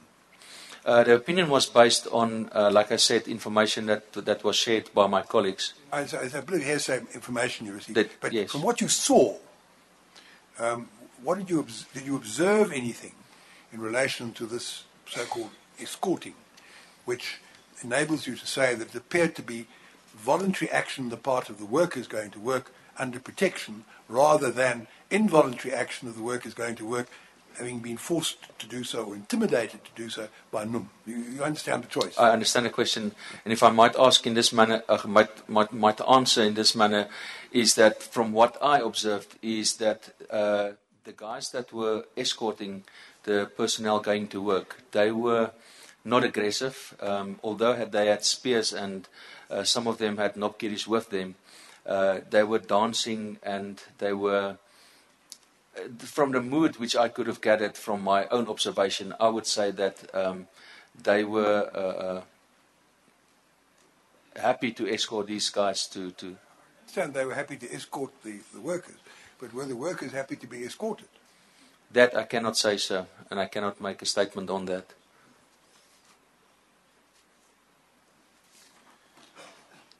Now remember, we're dealing with the Saturday compared to Friday in the area and during your patrols. What was the atmosphere like? Compare that to Friday. Compared to the Friday, I would say the atmosphere became more tense, especially on the Saturday morning. From what Mr. Chairman just asked me now with regards to the escorting, if that was voluntary or not, I do not know and I cannot make a statement on that. But you could sense that there's more going on than just guys going to work and people not wanting to go to work. Now, in the normal course, let me ask you this. In the normal course of a Saturday morning, you'll see people walking around. There might be vendors next to the road. Was the situation as it was like any other Saturday on this particular Saturday? On that particular Saturday, yes. There wasn't really a big change. As I said, the only thing we could sense was, like I said, the escorting of the personnel. But to me, I can't make an observation saying that the guys were forced or they weren't forced, or I cannot make a formal statement saying that this was their MO with regards to what their intentions was. But sorry, I'm talking about the general atmosphere. But I want to come to that. But the general atmosphere at this stage is that yes, there's a bit of tension, but everything's still going to be fine. Now, the police to see them in the mining area at any time? Yes, there were police vehicles patrolling the mining areas. Patrolling the vehicles? How many can you remember? I cannot remember, sir. Okay. Do they just do patrols? That's correct, sir. Right, let's go to Saturday then. Sunday. I beg your pardon, Sunday. Now, 12 August, Sunday the 12th of August. You begin by describing an incident that you attended to at the EPL hostel. As I stated, we'll show on a Google map where that is. You attended the EPL hostel, you found a crowd there. What was the mood of this crowd like? When we arrived at the EPL hostel, there was a crowd basically forming in a circle type formation in front of the bank and surrounding areas. And we were the second vehicle that stopped next to Julius Motlegoa and the partner that assisted him that morning. And as soon as we stopped, at that stage we were traveling with vehicle HDK 354, which we were attacked in. And when we stopped, the crowd seems to be dispersing, but they weren't dispersing. They were lining up next to the walls of the perimeter buildings, and they all turned around and they faced us. And I remember Sydney Mogola making. Or is that all you want to know? Must I elaborate? Yeah, carry on. Okay. And I can remember Sydney Mogola making the observation by stating that this is a decoy. And that's when myself, Foster, and Mr. Mogola decided to proceed back to Wonderkop to see what's going on with the amount of people gathering at the kopje. Now, did you agree this was a decoy? Yes, we did, sir.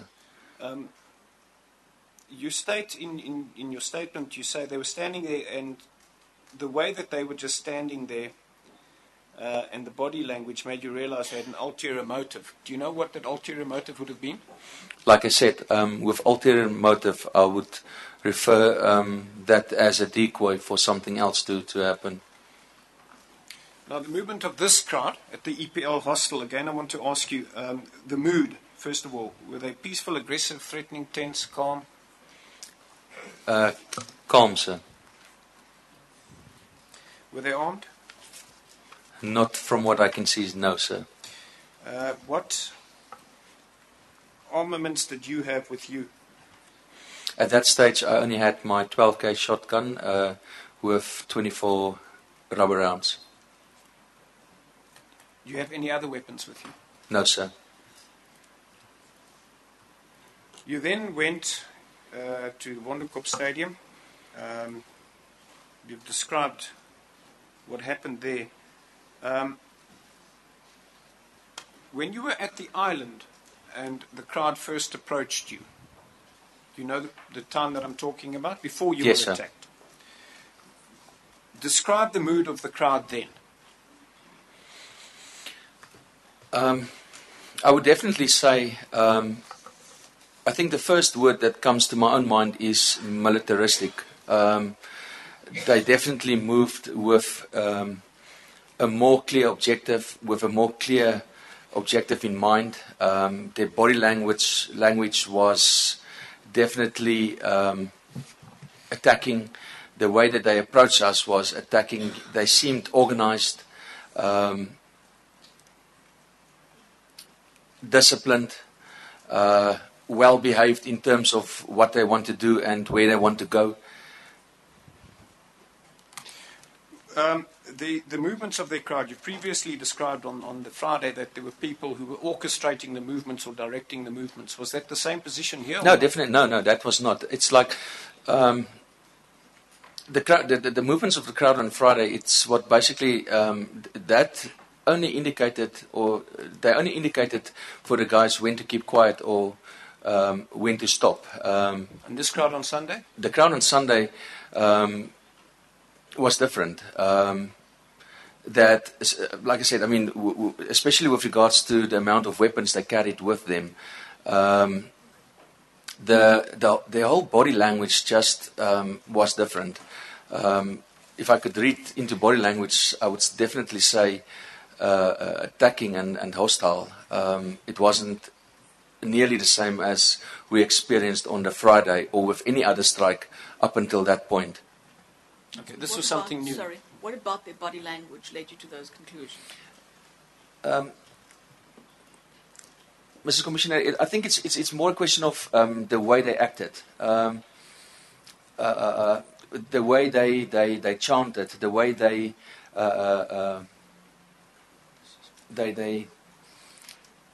if I can just go over to Afrikaans at this stage quickly. Ek dink dis meer die manier hoe hulle spiese vasgehou het, hulle spiese na ons toe geswaai het. The manner in which they were holding their spears, in the manner in which they were swinging their spears towards us. Die aanmerkings wat hulle met hulle spiese gemaak het, met ander woorde, daar was onder andere een wat byvoorbeeld sy spies gevat het en gemaak het, ekskuus tog, wat gemaak remarks they made, like for instance one taking his spear end maak asof hy sy keel afsny met die doel om ons bang te maak. And demonstrated a cut through his neck that he was going to slaughter us. And he acted as if he was slitting his throat, conveying a message to you. That's what you said. That's how I experienced it, sir, yes. And I think the facial expressions as well. I mean, the facial expressions wasn't friendly. It was, they were frowning and some of them were shouting and they were taunting us. And they just, at that stage, we could feel that they were looking for some sort of reaction from us. And Foster at one stage asked me if you must shoot or not, and I said no. let me rather call for backup. And that's when I called for backup, and that's where our attack started then. Thank you. If I put to you, put a statement to you that, well, you've described the crowd went into a crouching position. Yes, sir. If I put it to you that that was showing us respect to you, as a sign of respect towards you, what would you say to that?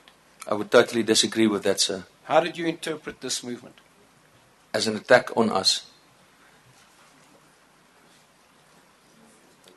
Now, this crowd that we're talking about here, and on the 12th, had you experienced a similar crowd like that before in your career?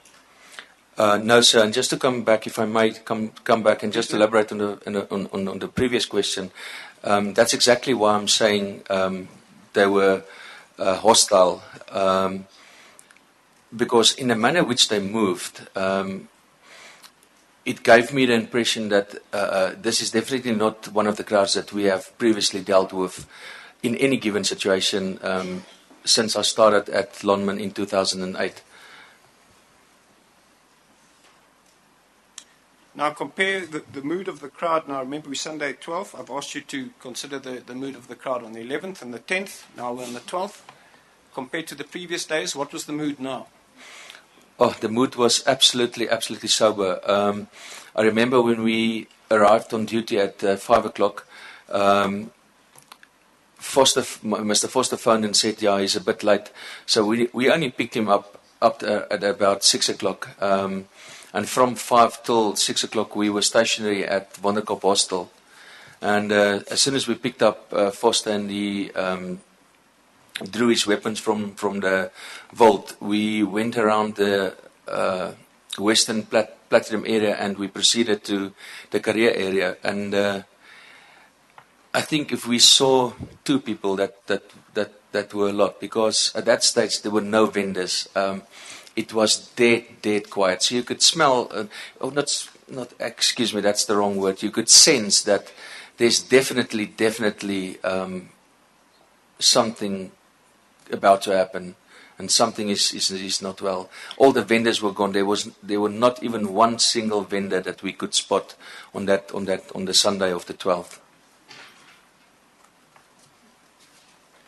Right. If we can then go over to.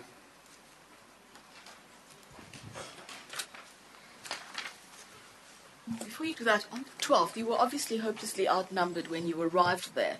When you called for backup, was there an indication that the backup would arrive soon, or was there no backup close to you? What was the position?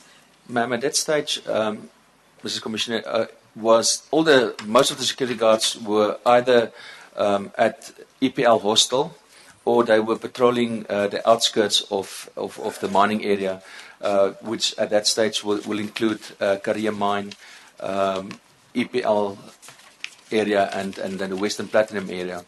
So I wasn't sure as to where the other security vehicles was, but I think most of them were in the vicinity of the Eastern Platinum Mine Hostel area. And was there any indication that you would get assistance soon, or what was the response when you asked for help? My direct line of reporting were to the emergency ops. So I thought that if the guys hurried, that we could get help within 7 to 10 minutes. But quicker than that, I really didn't think so, ma'am. No. Thank you, Mr. Lim. Thank you, ma'am. Now, if I can take you back, this relates to the 12th. Go back to the ICAM report. We'll put it up. I know you don't have a hard copy, but we'll put it up on the screen for you. It's the 9th page of the ICAM report. Quadruple D2.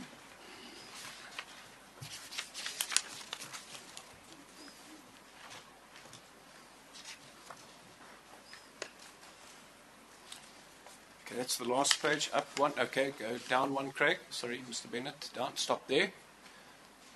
Okay. It's page 16 that we're looking at. Page 16. If we can go down a little bit, please, to the bottom. Just show the bottom. Right, stop there. Now, if we can zoom in on the third bottom, the third block from the bottom on the left-hand side to make it legible. Okay, down a little bit. Other way, sorry, up, up, left. Thank you.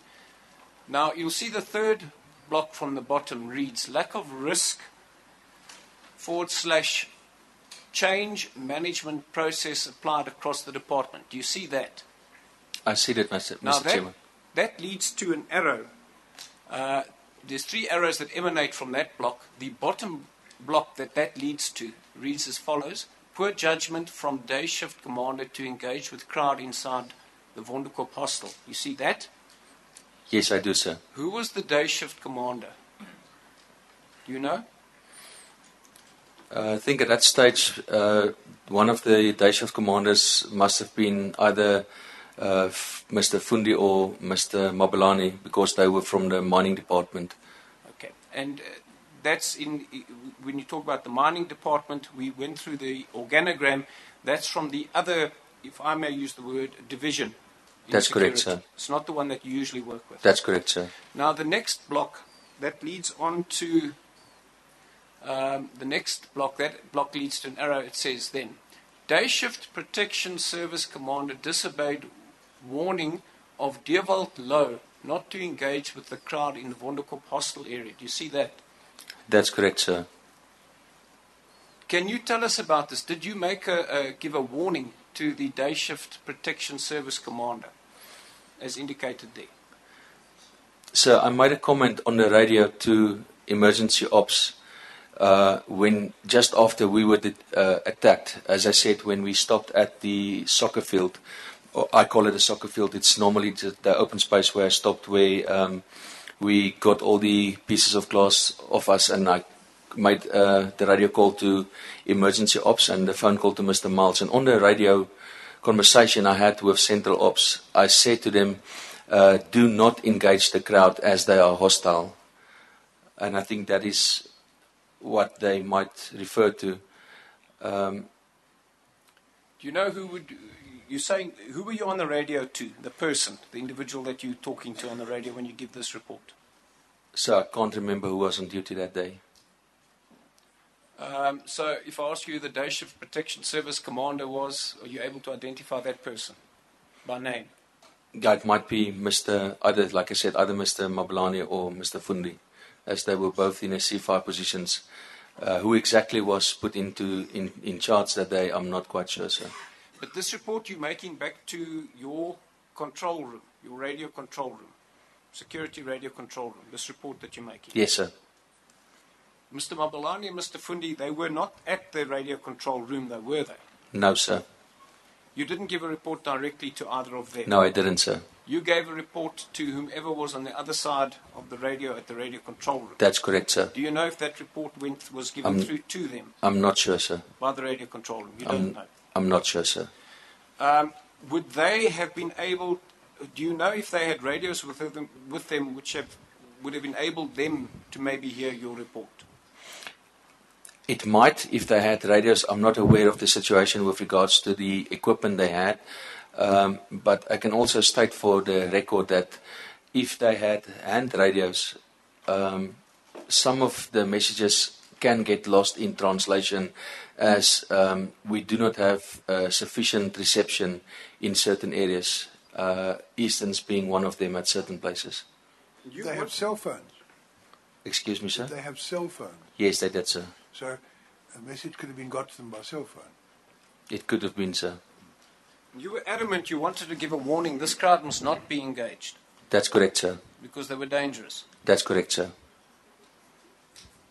Well, apart from not engaging, did you indicate that a lot more security personnel would be required even to approach that area? No, I didn't, ma'am. At that stage, like I said, my priority... okay, you must remember now, I was just attacked. I mean, I almost lost my life. Being a supervisor or being in a supervisory role in my current working environment, I have to make certain decisions as well. As I've indicated, I was also injured, but that didn't matter at that stage. At that stage, the only thing that mattered to me was that the crowd not be engaged.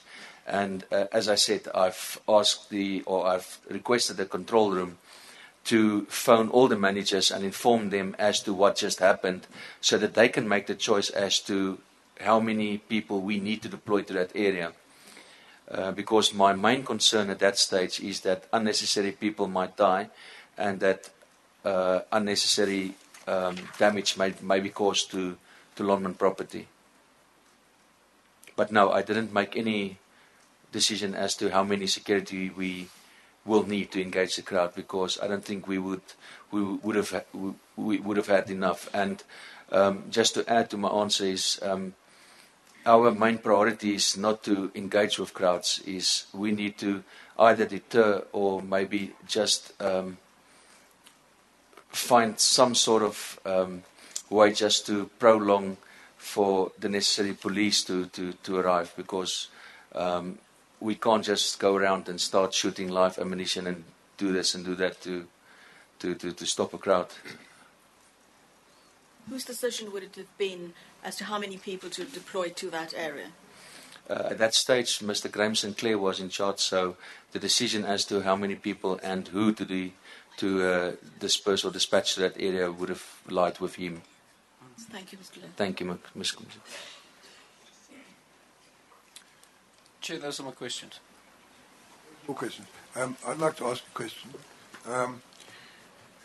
On this doc extract from the ICAM report, which is on the screen at the moment, in the middle column, as we see on the screen, is a rectangle which contains the following: lack of risk assessments in line with day-to-day activities. And then the next line says, the next rectangle talks about lack of effective baseline risk assessment for E&DM and protection services. Now, whose responsibility was it to make risk assessments in line with day-to-day activity? Mr. Chairman, I would assume that would be the commander in charge, which would, according to my opinion, be Mr. Graham Sinclair.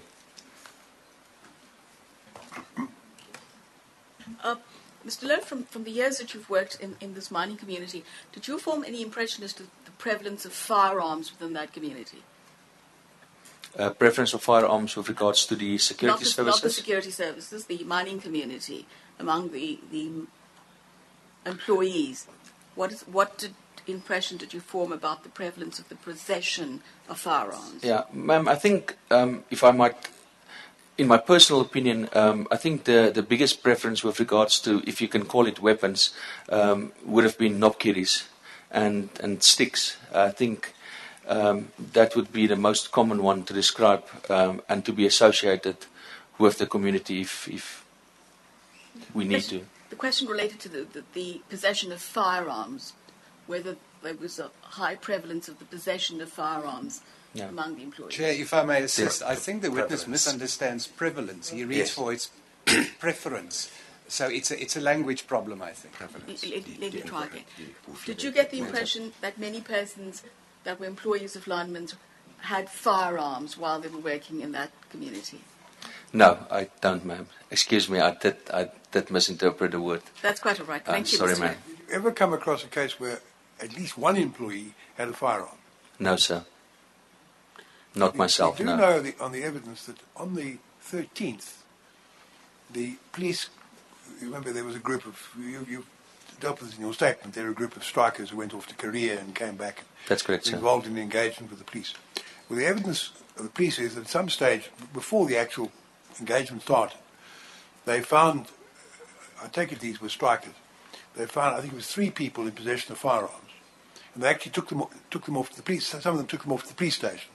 And it was discovered that they actually had licenses to possess the firearms, and so they were released, the firearms were given back. So that indicates that there were at least some firearms legally in the hands of some of the workers. That was something you were not aware of. No, Chairperson, I'm sorry, I think you're making a mistake there. There's no suggestion that the 2 people who were stopped on the 13th were either strikers or workers. Well, there's no suggestion at all. Well, that was my impression, that they found they saw a crowd of people. They found that 2 or 3 were in possession of firearms. They took them away from the crowd, took them to the police station, checked out, discovered they had licensed firearms, gave them back their firearms, and released them. That's even another mistake. There was no crowd. There's footage of this. There was no crowd. They met up. The evidence was very clear. They met up with 2 people. They searched them, and they put them in the van, and then they found that they had licenses and let them go. Those people were, well, the evidence as I understood it, they were part of the group. But anyway, it doesn't really matter. The witness says he wasn't aware of that. Who's next? Mr. Lowe, the occurrence book of Lonman, on the 10th, there are 3 incidents of intimidation noted. Do you have any personal knowledge of those? No, I don't, ma'am. Thank you. Okay. Who's next to cross-examine Mr. Mr. Wesley? Chair, it's Mr. Tip. Mr. Tip. Thank you, Chair. How long has he got? 2 hours, Chair. 2 hours, Mr. Tip. You want to start now, or do you want us to take tea now? I'm in your hands. Whatever's convenient for you, Chair. What's convenient for you is what is of interest to me. I think generally tea is all right, well, we'll take tea at German now. We're trying to be back, in the absence of housekeeping problems, we'll be back by just after 11:45.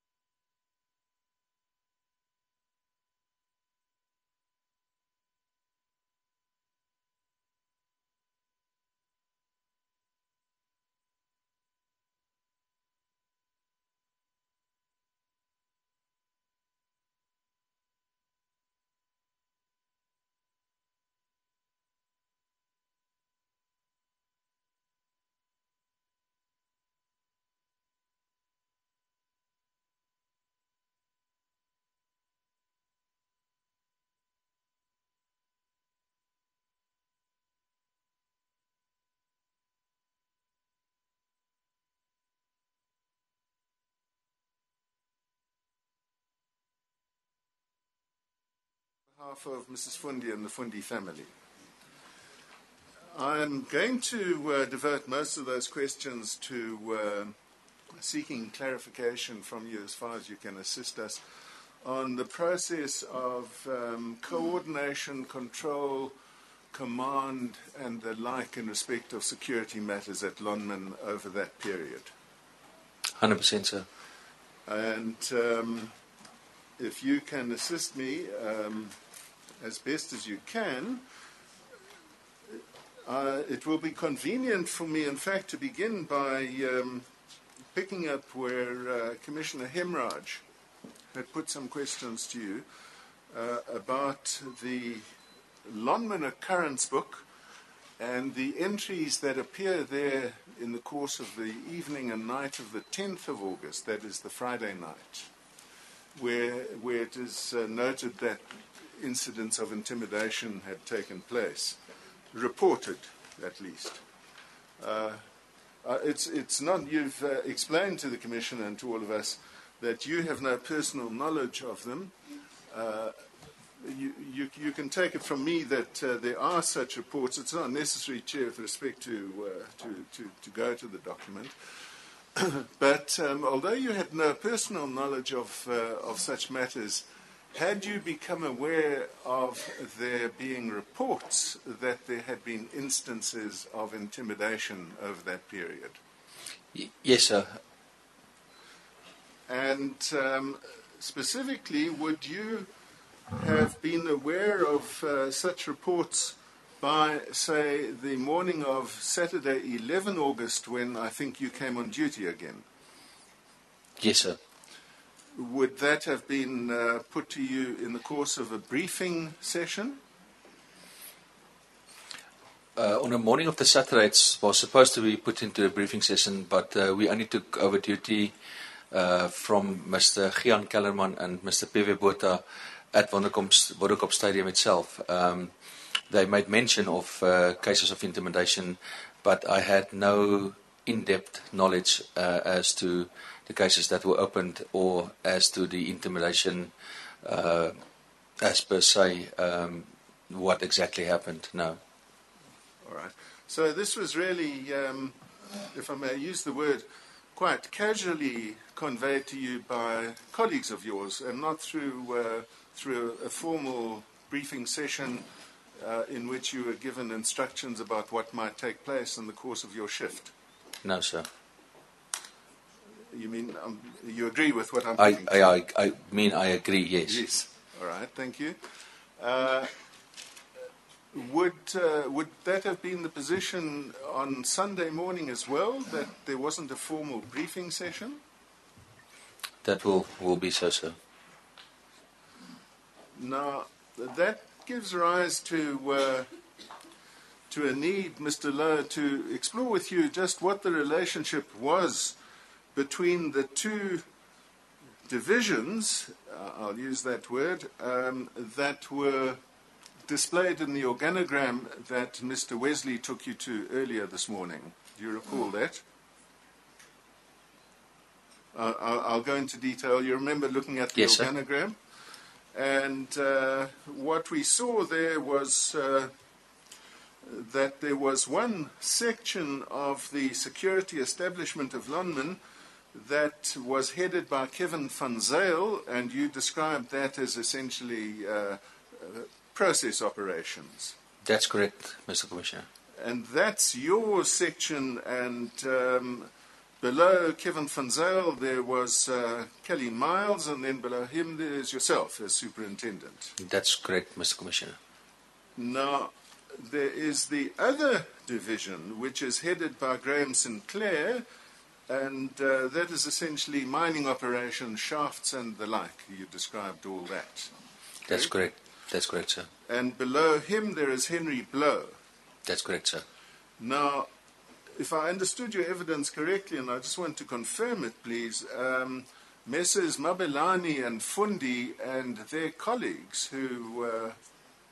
Sorry?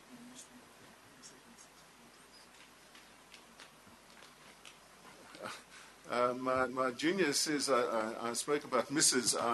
I was talking about messes in the plural, Mr. Mabelani and Mr. Fundi, and their colleagues, the ones who set up the attempted blockade on the 12th of August.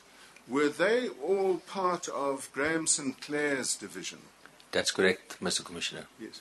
Now, what, generally speaking, would be the relationship between those two divisions, particularly in a circumstance such as the one on the 11th and the 12th of August? Would there be coordination between you and your colleagues and Mr. Blow, Mr. Mabelani, and their colleagues, or did you operate independently of each other? No, we don't.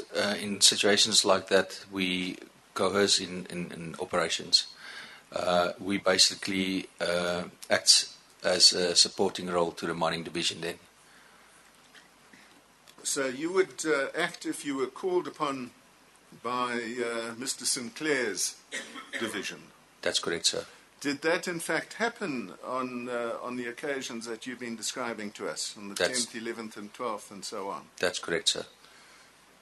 Now, we do have, at this stage, a statement from Mr. Sinclair, but I'm advised that at this stage he hasn't yet had an opportunity to read through it, so I'm not going to put it up, Chair.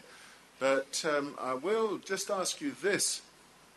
The notion of a red alert in security operations at Lonmin, are you familiar with that? That's one of the terms that Mr. Sinclair uses, yes.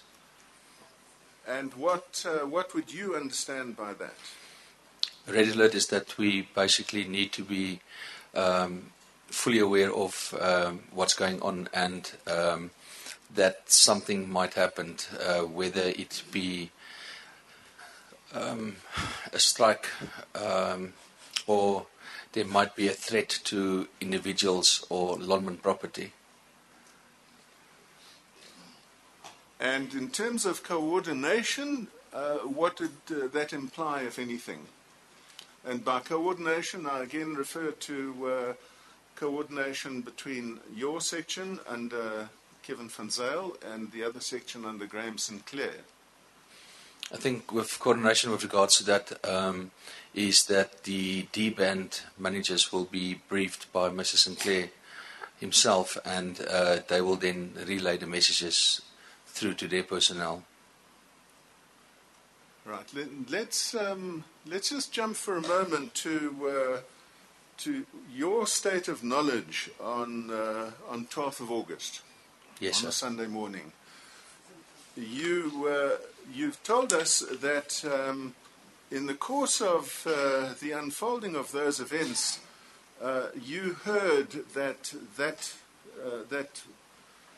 I'll call it a march for the moment, the march from the Kopi that you tried to intercept involved a planned attack on Num because of what had taken place on the day before, that is the 11th. You recall that?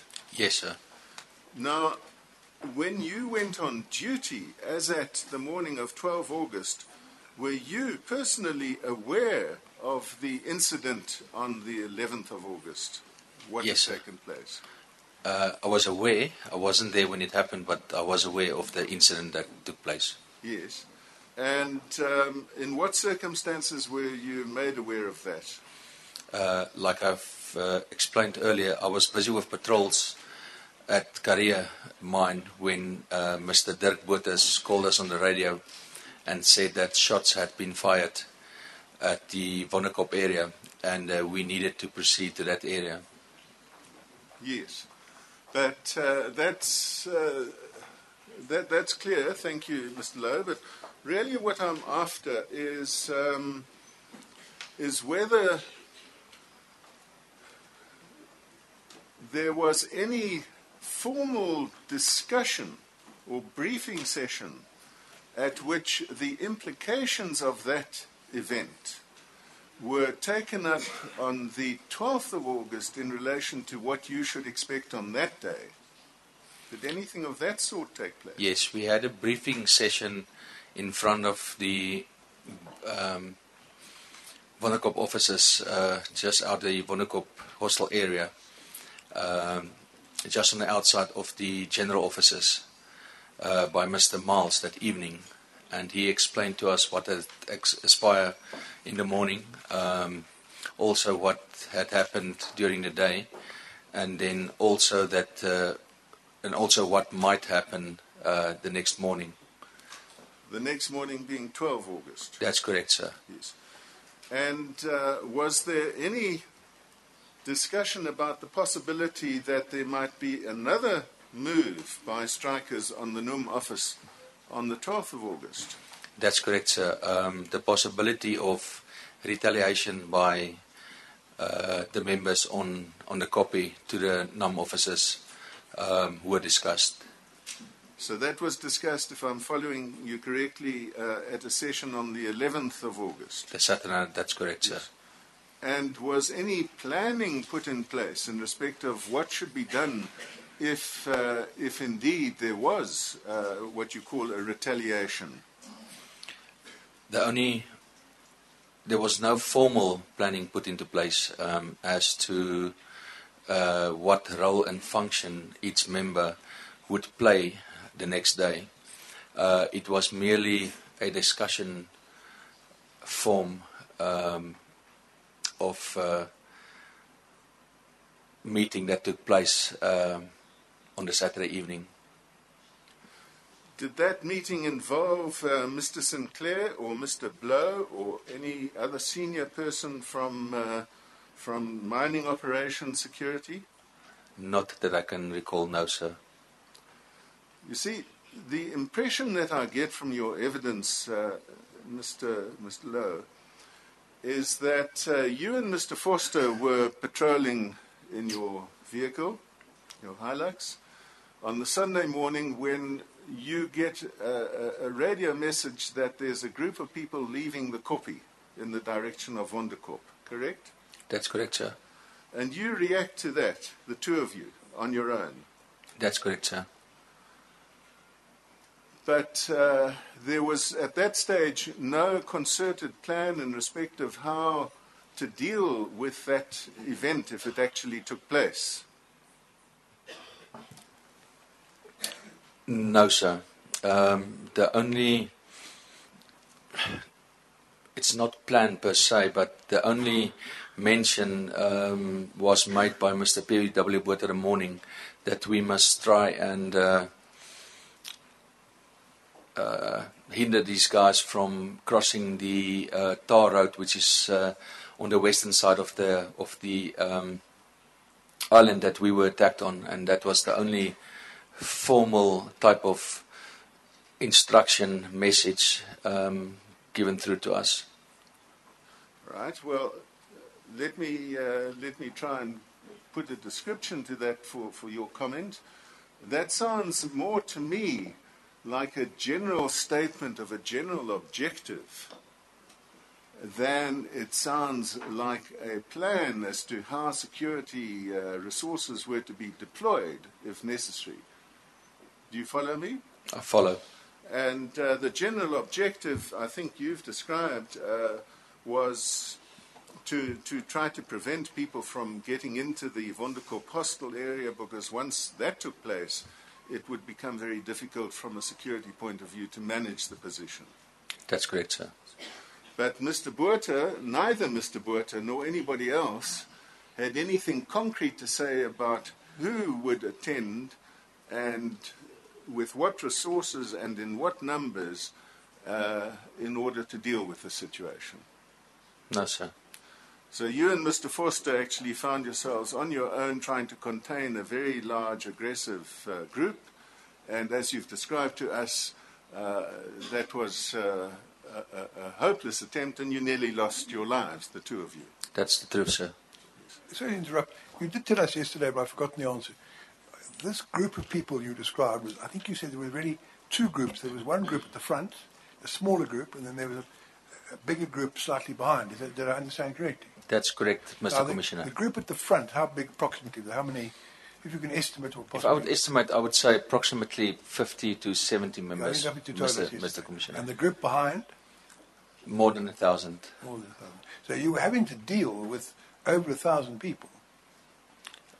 Never in my life, no, sir. No, you had to on this occasion. Yeah, on that day, you were supposed to block them. Yeah. You'd stopped at the traffic island, and your instructions were to prevent them from, am I understand correctly, from crossing the road in front of the traffic island. Is that which ran? In that's correct, Mr. The Commissioner. two of you were expected to do that against over 1,000 people. Yes, Mr. Commissioner. Was there no discussion about any other arrangements being made as regards the number of people to try and keep the crowd from crossing the tarred road? No, ma'am.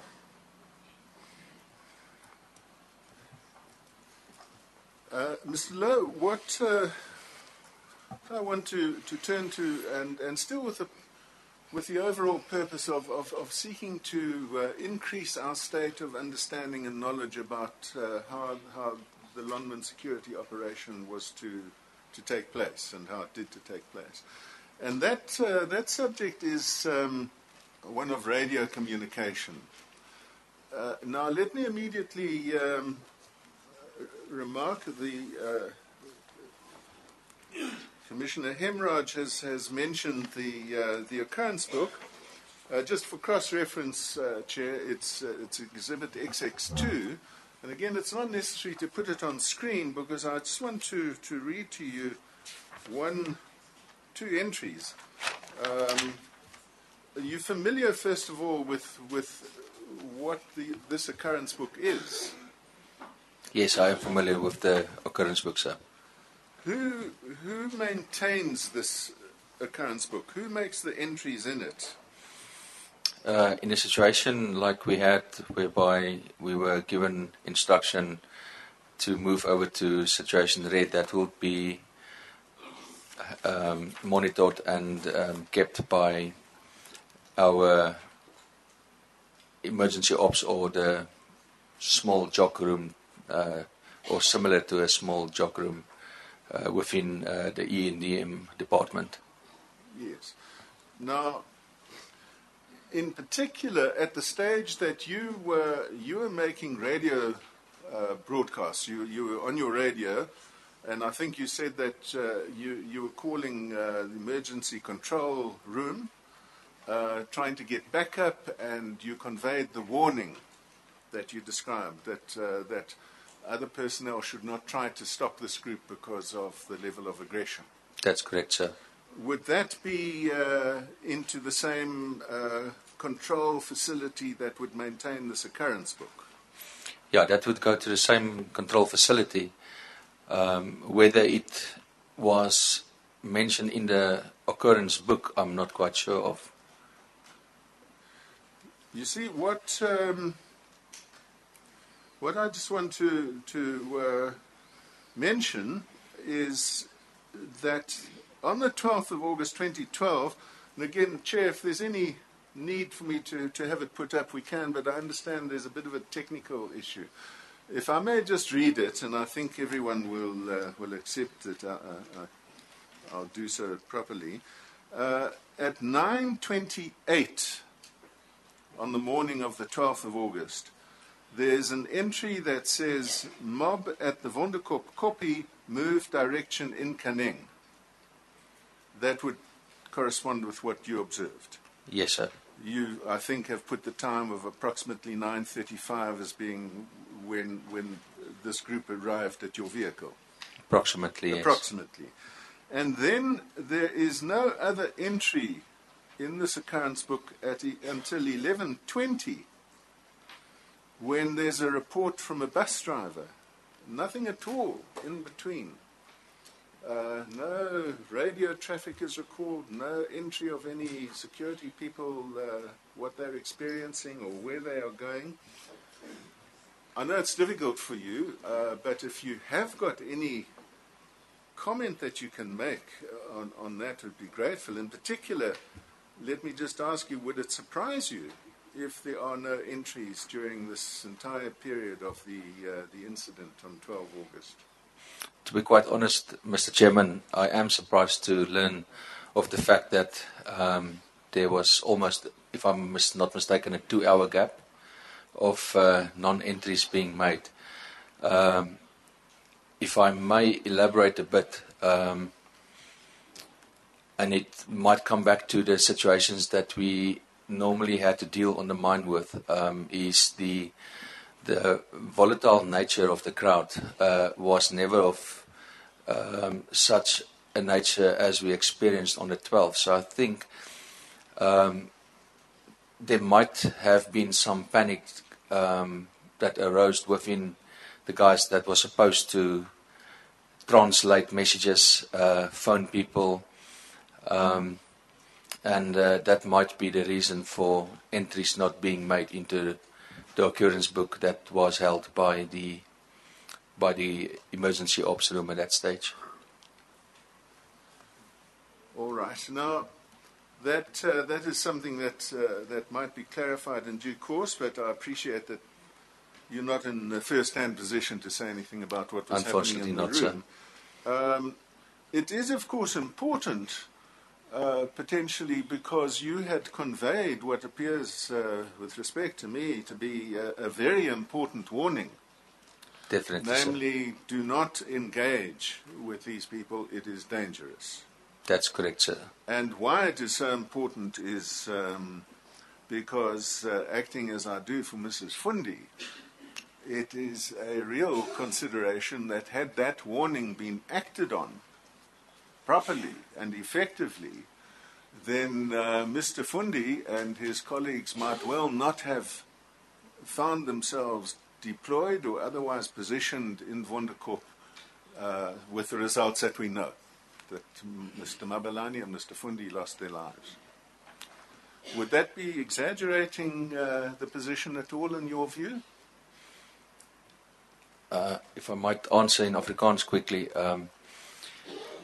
in terme van wat kon gebeur en om nou bespiegelinge te maak. In terms of what could have happened and to make a speculation now, gaan onregverdig van my kant af wees. Would be unfair to me.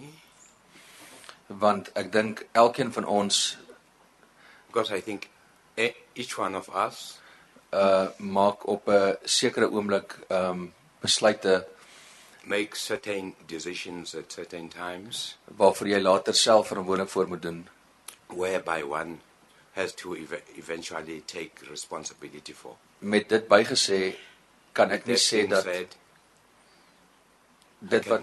I cannot say dat dit wat meneer Fundi of meneer Mabelani gedoen het verkeerd of reg was nie. That which Mr. Fundi and Mr. Mabelani did was right or wrong. Maar ek dink dit is voorspruitend uit my verklaring en uit my getuies.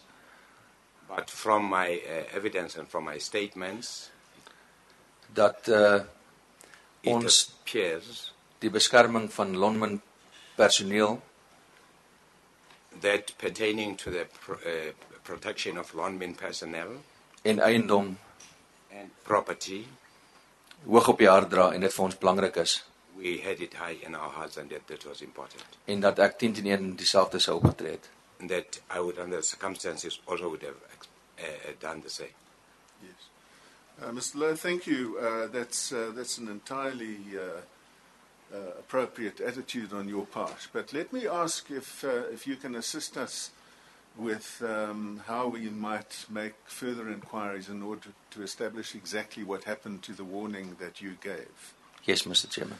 And that is, let me take a step back. You've mentioned that you don't now recall who the person was to whom you spoke on that occasion and to whom you didn't relay, you gave your warning to the person in the control room. That's correct, sir. Now, how would we set about establishing who that person was and how your warning was acted upon, if at all? I would think that there would be a duty roster that was or is supposed to be in place with regards to the members on duty. and the members on duty also is or need to be reflected on the occurrence book as well. And that would be a perfectly routinely available document. That is something that should be, in other words, kept up accurately with every shift on every day. Most definitely so. Yes. All right. Now, Mr. Lowe, again, in order not to spend time questioning you about matters that are not within your knowledge, I understand that essentially whatever the decision-making processes were, whatever the communications might have been that led to Mr. Fundi, Mr. Mabelani and their colleagues being in Wonderkop on the 12th of August, is something that you don't know about at all? No, Mr. Chairman. All right. Then I want to ask you something different. Tanda, is it for me?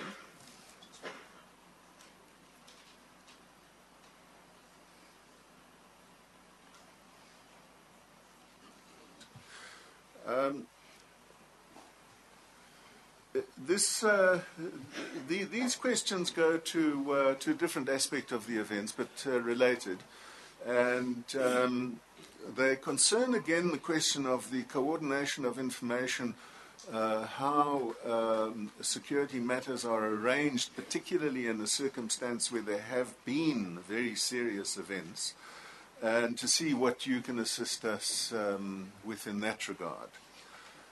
That relates to the position with planning at the end of your shift on the 12th of August. You remained on duty, I think, until about 1800 hours on that Sunday. The Sunday night, I think I was a bit longer on duty, sir.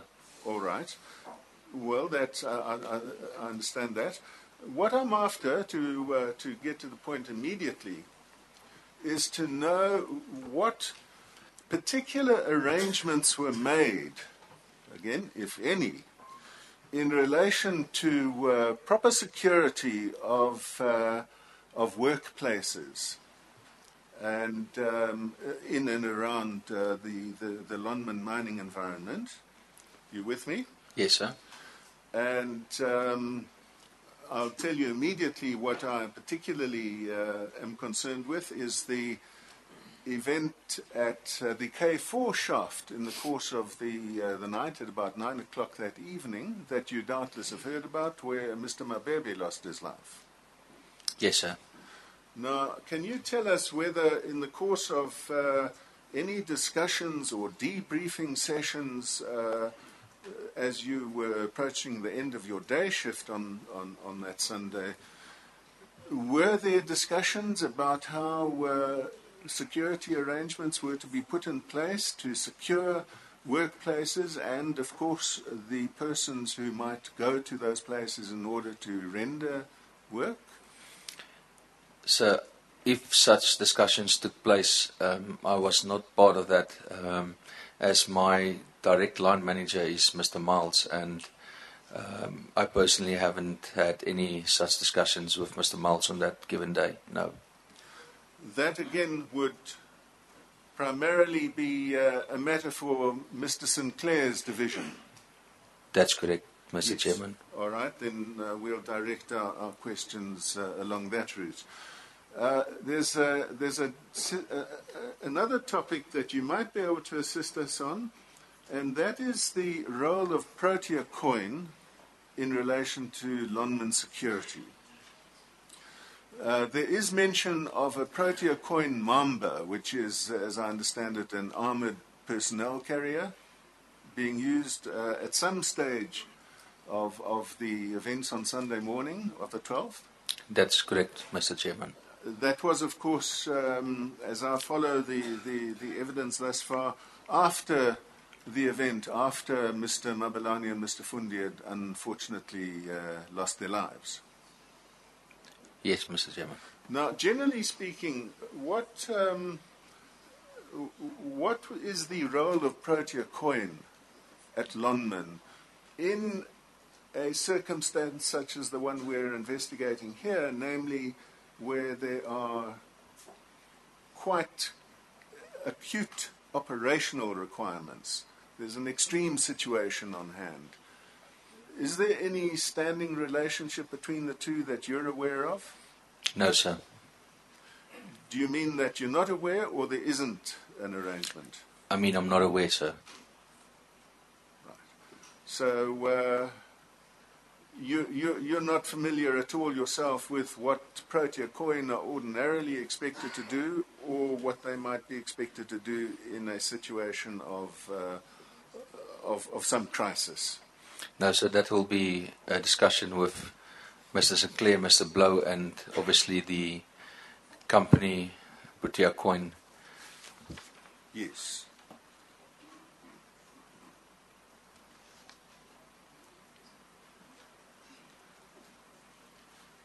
I want,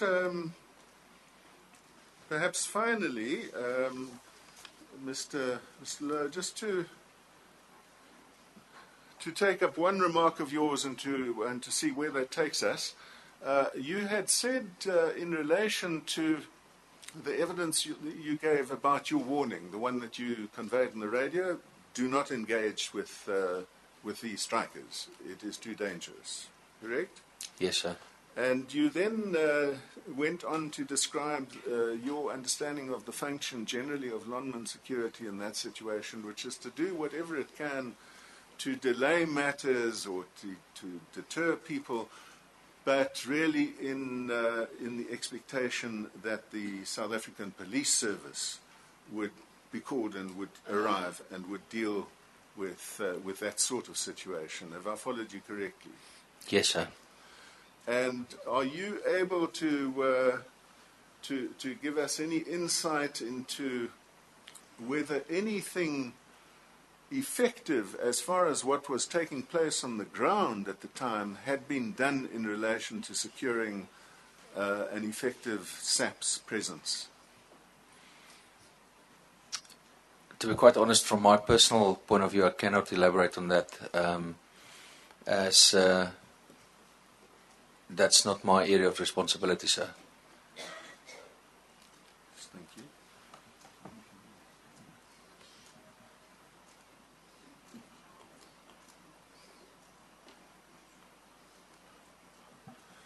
Mr. Lowe, thank you very much. Those are our questions. Chair. Thank you, Mr. Chairman. Thank you, Mr. Tip. You didn't need your full 2 hours at all. Who is next, Mr. Chair, it's Mr. Mpofu. Mr. Mpofu? How long has he got? 45 minutes. Well, there's a little bit of time left over from Mr. Tip, so we'll bear that in mind, but that we won't go overboard with that. Yes, Mr. Mpofu. Thank you. Thank you, Chairperson. Yes. Good afternoon, Mr. Lowe. Good day, sir. You don't know any of the strikers personally, correct? No, I don't, Mr. Chairman. So you can't identify any people who were involved in these matters. You just know that you were dealing with a group of strikers. That's correct. I cannot identify any members now. Yes. All you knew was that, and I'm now talking, about the 12th, which is the main day of your involvement. Well, firstly, let's say that what happened to you on the 12th was very traumatic, correct? That's correct, sir. It's something that you didn't want to ever experience again. Definitely not, sir. Very close shave. Definitely, yes. Yeah. And surely, just in relation to the question that the chairperson asked you, if you ever have to face a crowd of 1,000 people who are armed, surely you didn't want to be on the side of two people facing that crowd, correct? Correct.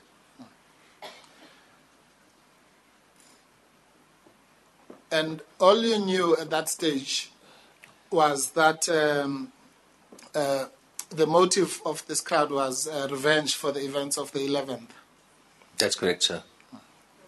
Didn't didn't actually know that. That's what you suspected, I think. Well, all you were informed. Yeah, we were informed and we suspect, You were but informed that. I didn't know it for a fact, no, Were you sir. informed that, or was it just your suspicion? No, we were informed, but it was, like I said, to Mr.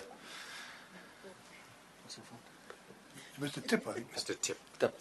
Excuse me, Mr. Chairman, is that that was merely an informal conversation or merely a conversation that took place as we handed over duty or took over duty from Mr. Botha and Mr. Kellerman. Oh, that wasn't it wasn't hard information that you had. No. So it seems to me there are other possibilities which we don't have to discuss with you. Sure. Yeah, well, whatever those possibilities, but all you were informed and you accepted that information was that they were acting upon the revenge for what had happened on the 11th. If you take the information, yes. Yes. We had no reason to doubt that information. Not really, no, sir. Yeah. And on top of that, you had no information, or let me put it this way, there was no information that you yourselves as the security personnel were their target. No, sir. There was also no information that any Lonmin property was the target, apart from the NUM, the fact that they were going to revenge or avenge whatever they wanted to avenge, correct? Avenge, revenge, I think we can describe it in many ways, but I think the fact of the matter still stands that whenever or whether Lonmin property or Lonmin personnel are involved, we don't take, even if it's rumors, we don't take it lightly, and we do act upon it and make sure that we sustain peace and sustainability within the security and safekeeping of personnel and property. Yes, no, that I understand, and it's quite commendable. All I'm saying to you is,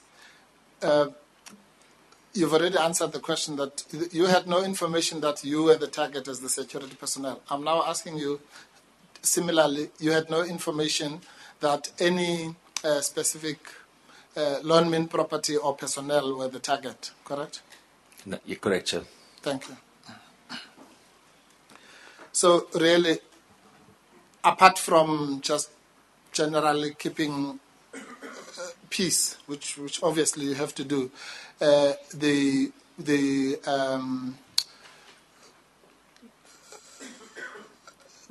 target that you are protecting would have been the NUM offices and personnel, correct? I would differ, but it would mostly be the area, like I've described, the area where we were attacked, the western side of the road. That's all part of Lonmin property. So the main focus that morning was to keep the striking workers off Lonmin property to cause damage. So the NUM office won't be the target per se. No, it would be the whole hostile area. No, but, okay, maybe we don't understand each other. But you had no information that anything else was going to happen in the hostile area. The only information you had was that NUM was going to be targeted for revenge or whatever. But you had no information that anything else was going to be targeted. No, sir. If I might ask a question with regards to information. Yes.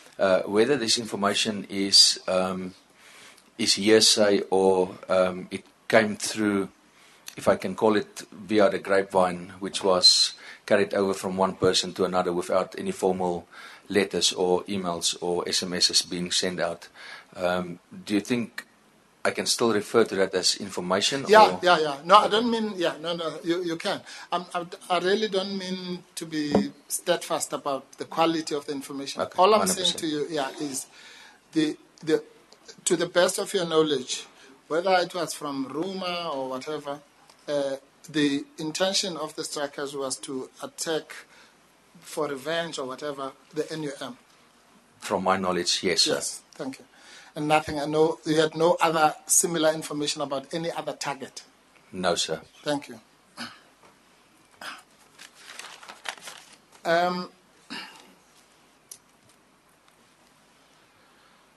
Now, you have said that the 12th was quite a traumatic, and it's understandable, traumatic episode, correct? Correct, sir.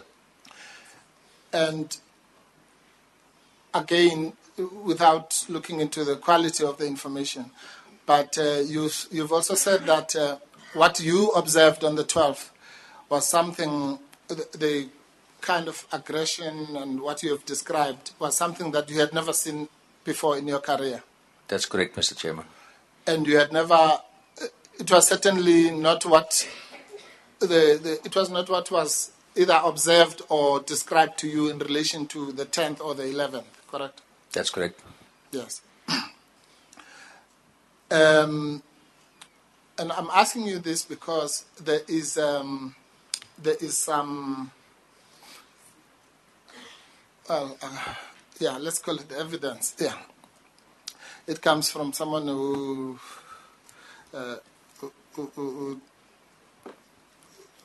I'm going to describe as very unreliable and should not have been here. But for what it's worth, there's a suggestion that the strikers on the 11th, or let me put it this way, did you observe the events of the 11th in the morning, or were they reported to you, or did you pick them up on the radio? Which of those would be? It was only relayed to me through a radio message. Through the radio, yes. That's correct, sir. Okay, fine. It would seem that maybe you're not the right witness, so if you can't answer, I'll move on to something else. But it would seem that what happened in the morning of the 11th was there was a gathering outside the stadium. From that gathering, the strikers moved towards the NUM offices, and then there was the shooting that happened, and then you came and saw somebody lying on the ground. Would that be the sequence? I'm not quite sure about a sequence. During that time, I was busy with patrolling the career area. Mm-hmm. So exactly what led up to the shooting, I'm really not aware of. Not aware. Okay. Yes, sir. Fair enough. You told us in your statement, which is Exhibit Quadruple A36, was you were busy patrolling at career with Mr. Forster. That's correct, Mr. Chairman. You received a call from Mr. Dirk Boters on the radio. That's correct, Mr. Chairman. Informing you there were shots fired at Wonderkop. That's correct. And that you needed to investigate. That's correct, Mr. Chairman. So you then went to the Wonderkop Hospital? Hostel. I wouldn't call it hospital, it's hostel. You went to the Wonderkop Hospital. When you got there, you saw people running away from the hostel in the direction of Nkeneng. And other people inside the hostel dispersing in all directions away from the Shargan workshop area.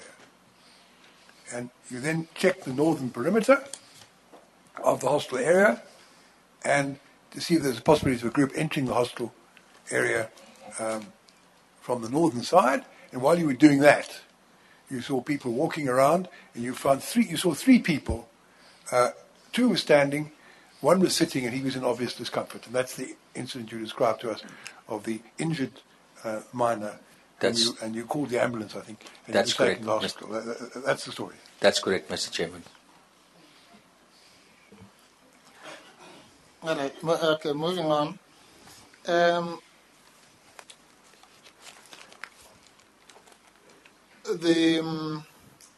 Fine, accept that you only came at a particular stage. The events of the 10th, I just want to touch on something about the 10th.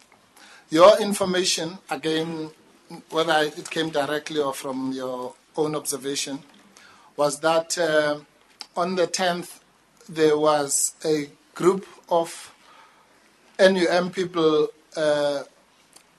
You might not have been aware of the specific detail, but I can tell you the detail was that they were in a quantum and allegedly escorting people to work.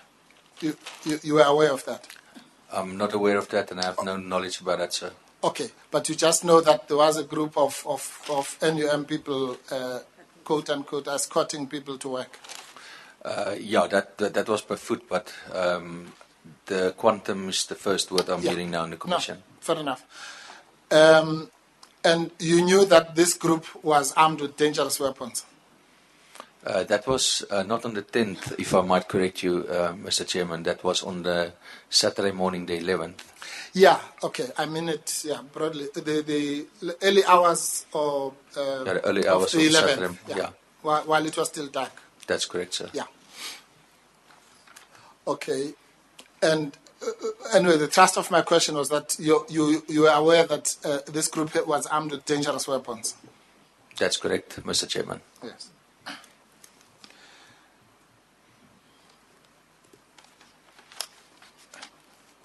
And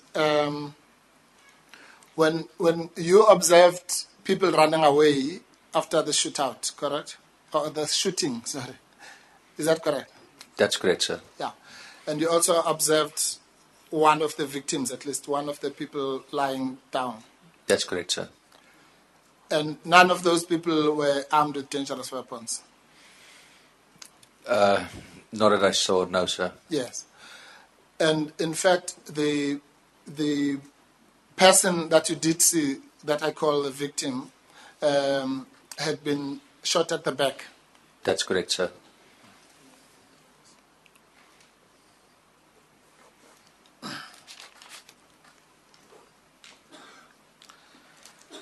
Right.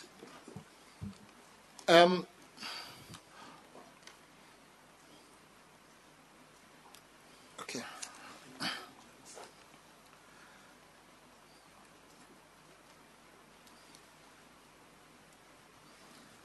Okay, I think you've answered this. All right. Now let's go to.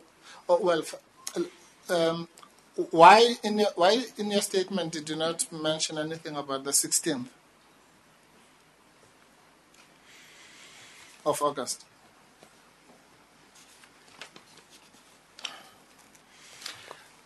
On the 16th, I can assure you, we came on duty. During that day, I was busy with my statements with the police. So I was basically the whole day occupied at the Marikana offices, waiting for the police investigators to take our statements. That will be the first statement that you see in this pamphlet that was given to me. Evidence number I'm not quite sure of, but the handwritten one. You're referring to Exhibit Quadruple D1. Yes, sir. That's the statement you made on the 16th of August. That's correct, Mr. Chairman. I'm not sure if you give the time, but it does say you made it. It does give the time.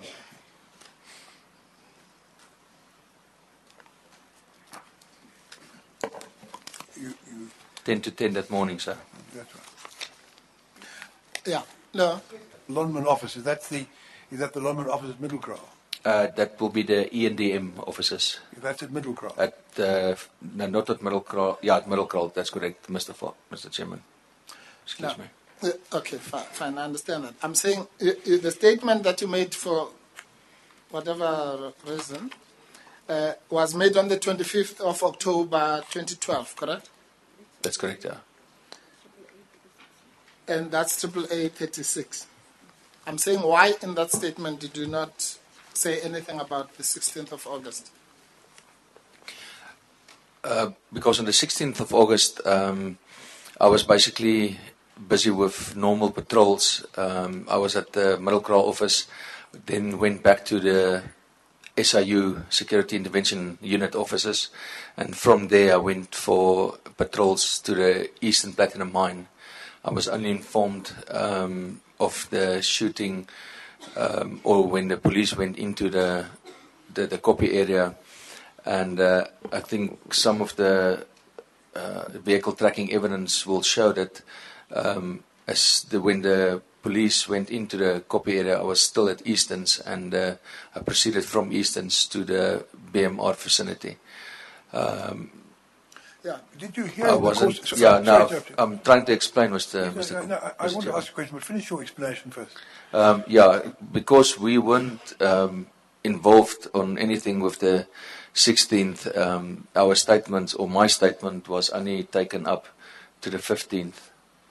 I understand that. What I want to know from you is at what time on the 16th did you learn that there'd been this shooting incident, and that that a number of strikers were shot at what we call scene 1? That you know what scene 1 is? Scene 1 is the area near the kraal. That's correct, Mr. Chairman. At what time did you hear for the first time that had happened? Mr. Chairman, if I can just elaborate, I'm not quite sure about the time, but as soon as the police moved into the copy area, I was informed that the police went into the copy area, and normally because prior to that the police also went to go and speak to the strikers, and normally what we then did was that we just moved closer to that area, and we just observed from the outside, basically from either the rodent crossing or from the back of the BMR. So at that stage, when the police were moving in, I wasn't there, but when they were already in with the crowd and what was happening there, I'm not aware of, but I arrived, and about 10 to 15 minutes after I arrived, we could hear the gunshots. You heard the gunshots? Yeah, we could hear This is from the Roland crossing, was it? Were you at the Roland crossing at the time? No, at that stage I was standing on the western side of the basic metal refinery. So from the western side of the BMR, that's correct. That's correct, Mr. Chairman. The shots, and are you able to tell us that was scene 1 that you heard? Because there were later. There are two scenes. The one was what we call scene 1 near the kraal, and then later on there was further shots and further deaths. In fact, what's known as copy 3. That's what we call scene 2. You understand the distinction? I understand, Mr. Chairman. The shots that you heard when you were at the BMR, western side of the BMR, were those scene 1 shots? Mr. Chairman, I'm going to lie to you if I can tell you exactly where the shots came from. Let me explain to you this way. Yeah. At scene 1, there was something like 8 seconds. There was a volley of shots. And then later on, there were further shots, but not in the volley. There were shots over a period of minutes at scene 2. Now, the shots you heard from BMR, could that have been described as a short volley of about 8 seconds? Mr. Chairman, at that stage, we were asking each other questions about who was shooting and why they were shooting, and we actually, I know one of my colleagues, I was actually telling him, I don't hope that someone else is being shot now or being killed. And so what the volume or the amount of rounds or where it came from, to be quite honest, I cannot testify as to what, where, how, because I really didn't take notice. The only thing I took notice of was the fact that we heard shots. And I will not be able to explain any volume or... volley is the word, what you call a fuse. No, I understand what it means, yeah, but... All right, okay. Then what happened after that, we know, is you went effectively to copy 3, because we've seen the photograph. That's correct. We went with, I think you said, with the Netcare people. That's correct, Mr. Chairman. What was the time lapse between the shots that you heard when you were at the BMR and you're going to copy 3 as we see on the photograph? I would say approximately 20 to 25 minutes, Mr. Chairman. During that time, between the first shots that you heard when you were at the BMR and your arrival at copy 3, as you've described it, did you hear any other firing of any kind? No, Mr. Chairman. Yes, thank you. And the medical personnel that you escorted into the second scene, where did they come from? They proceeded, where exactly they came from, I'm not quite sure, Mrs. Commissioner, but they, where we were standing, they were coming in a western direction from the four-way stop or the Roland crossing. Where did you meet up with them? Excuse me, Mr. Chair. Where did you meet up with these paramedics? No, we waited in the gravel road close to the Eskom substation, and we met them at the escort substation, and then we took the lead to drove in, and we took them to the copy 3 as as you mentioned, yes. Yes. Well, okay, I was saying, apart from you've already described the traumatic nature of the events of the 12th, surely the events of the 16th must have been the next traumatic experience for you, correct? That's correct. Seeing so many dead bodies and mayhem, correct? That's correct, man. Yeah. And you didn't think that those events would be also important to describe in your statements? I would not say it was not important. I think that was a police scene, and we were merely acting as escorts to the ambulance services. I think if they wanted us to give comments on or take statements from as to what happened, I wouldn't be able to say anything except for the fact what I saw, and then obviously the fact that I've escorted the ambulances in, and that we helped to take care of the wounded. Yeah. Okay. Can you have Triple J 29.265? Yeah.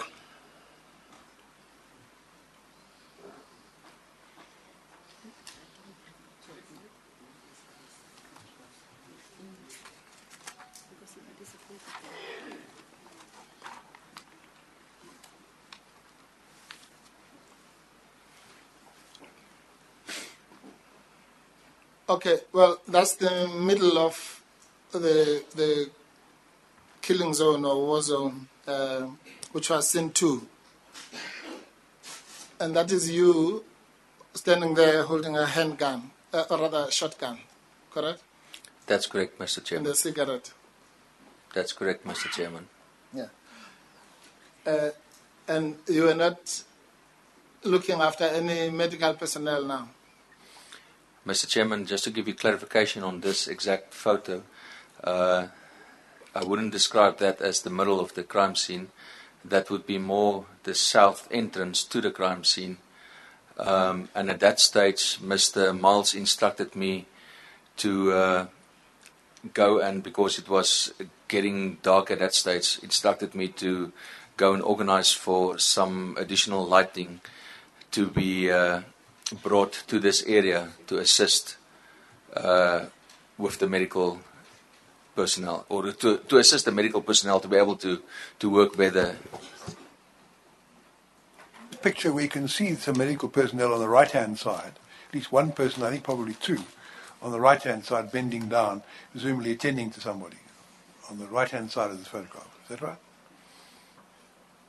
Yeah, it might be, Mr. Chairman. Well, I take it those red bands on the more or less above the elbow. Yeah. That's correct, yes, now I see it. That's the attire of the medical people. That's you had correct, a red Mr. flash of some kind on your shoulder. That's how we tell the difference between you That's and correct, Mr. Chairman. Well, I don't see what the chairperson is talking about.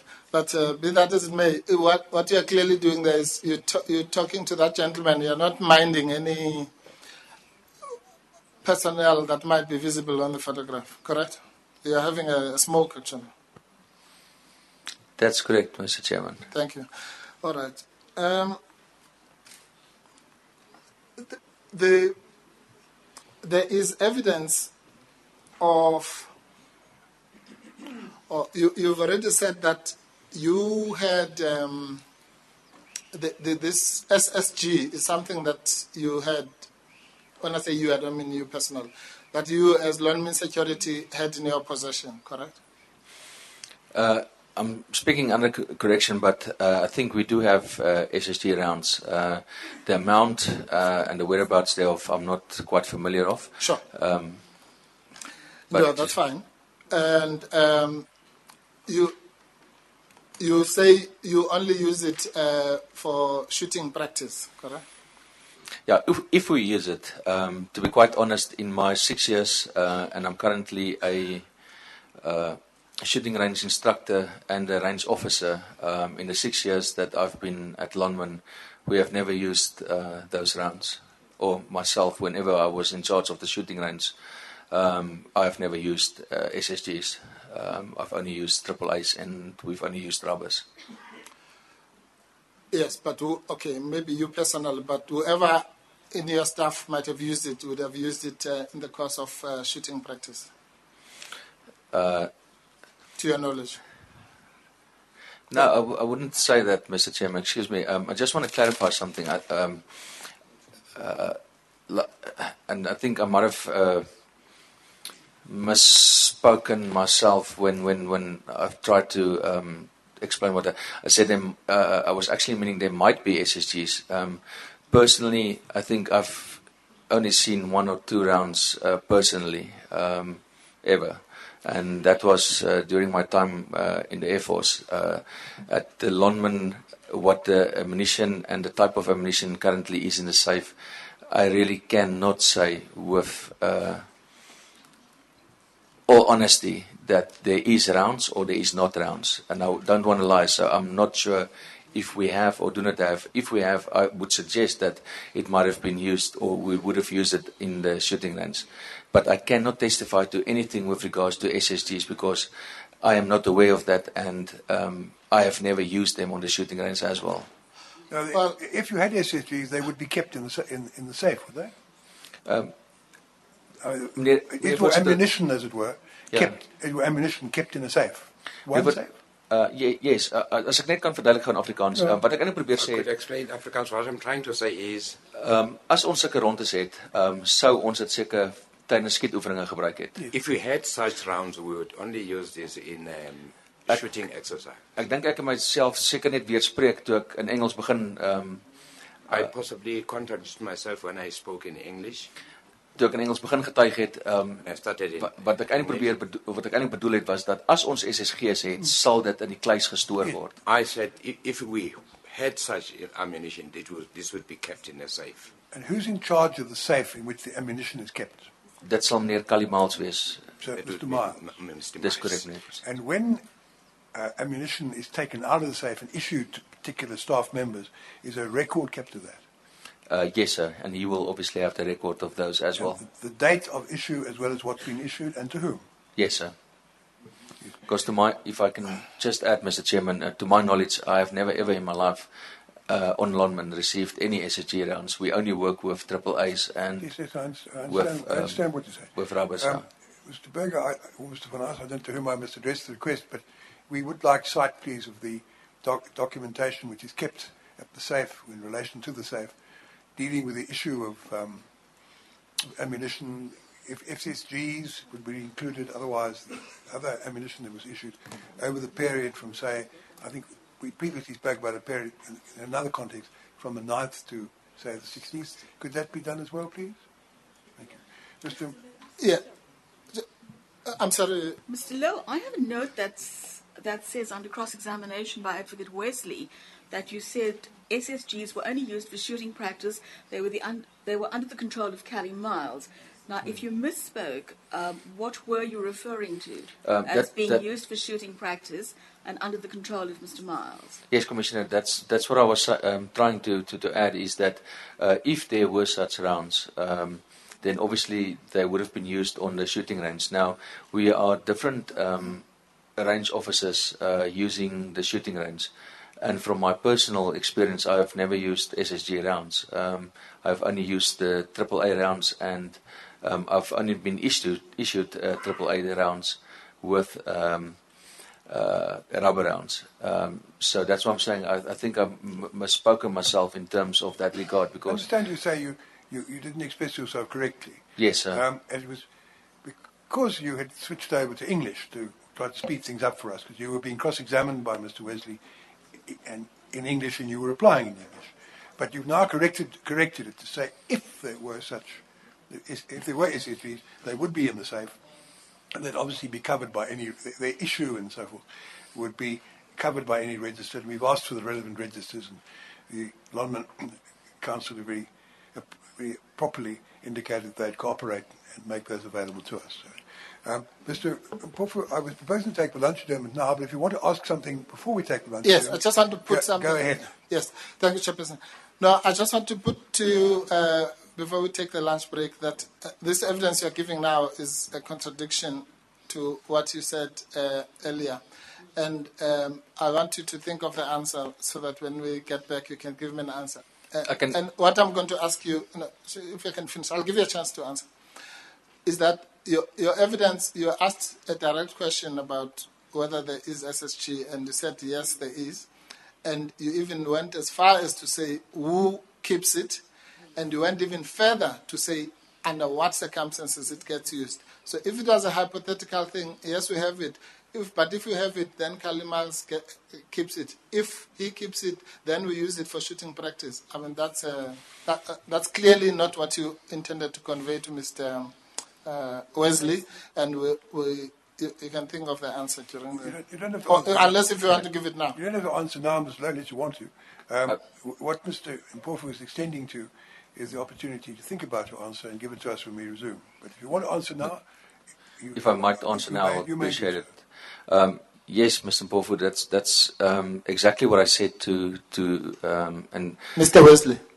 To Mr. Wesley, and that's where I wanted to basically take out a contradiction and take out any evidence with regards to hearsay. At that stage, like I said, I do not want to give the impression that we have or we do not have. Personally, I cannot testify that we have, and I cannot testify that we do not have. And that's the point I want to bring across, and that's why I wanted to correct myself, because before this was taken out of context, that we have or we do not have. And I was just trying to add to that if we had such rounds, then it would be kept in the safe at Korea, which I mentioned, and it would be handled by Mr. Miles, as I mentioned. If it was to be used, obviously it would have been used on the shooting range. Because in my testimony now, I made it clear that in my 6 years at Lonman, I have never been issued with SSGs, only AAAs and rubber rounds. That's the point I wanted to bring across. Because I cannot testify on rounds and ammunition, and I think I was a bit caught out by the question when Mr. Wesley asked me that question. Is because I haven't got any knowledge as to how many rounds is kept in the vault, what is kept in the vault and what's not kept in the vault. That is the responsibility of Mr. Miles, and only he can give you an answer with regards to that. So if I have mistaken or given contradictory evidence, I would like to subtract that and make note that that was not to falsify anything. But like I said, I think I was rather catch out by the question, and I was assuming that if there was such round, this is what would have happened. So I think you made that clear. Thank you, sir. Does that answer your question, Mr. Mpofu may wish to take the point up further, but perhaps he can. Don't ask you to answer his question. He asks questions, you answer them. But perhaps he can take up the matter further after lunch. We'll take the German now. And we'll come back at, I suppose, about 10 to 2.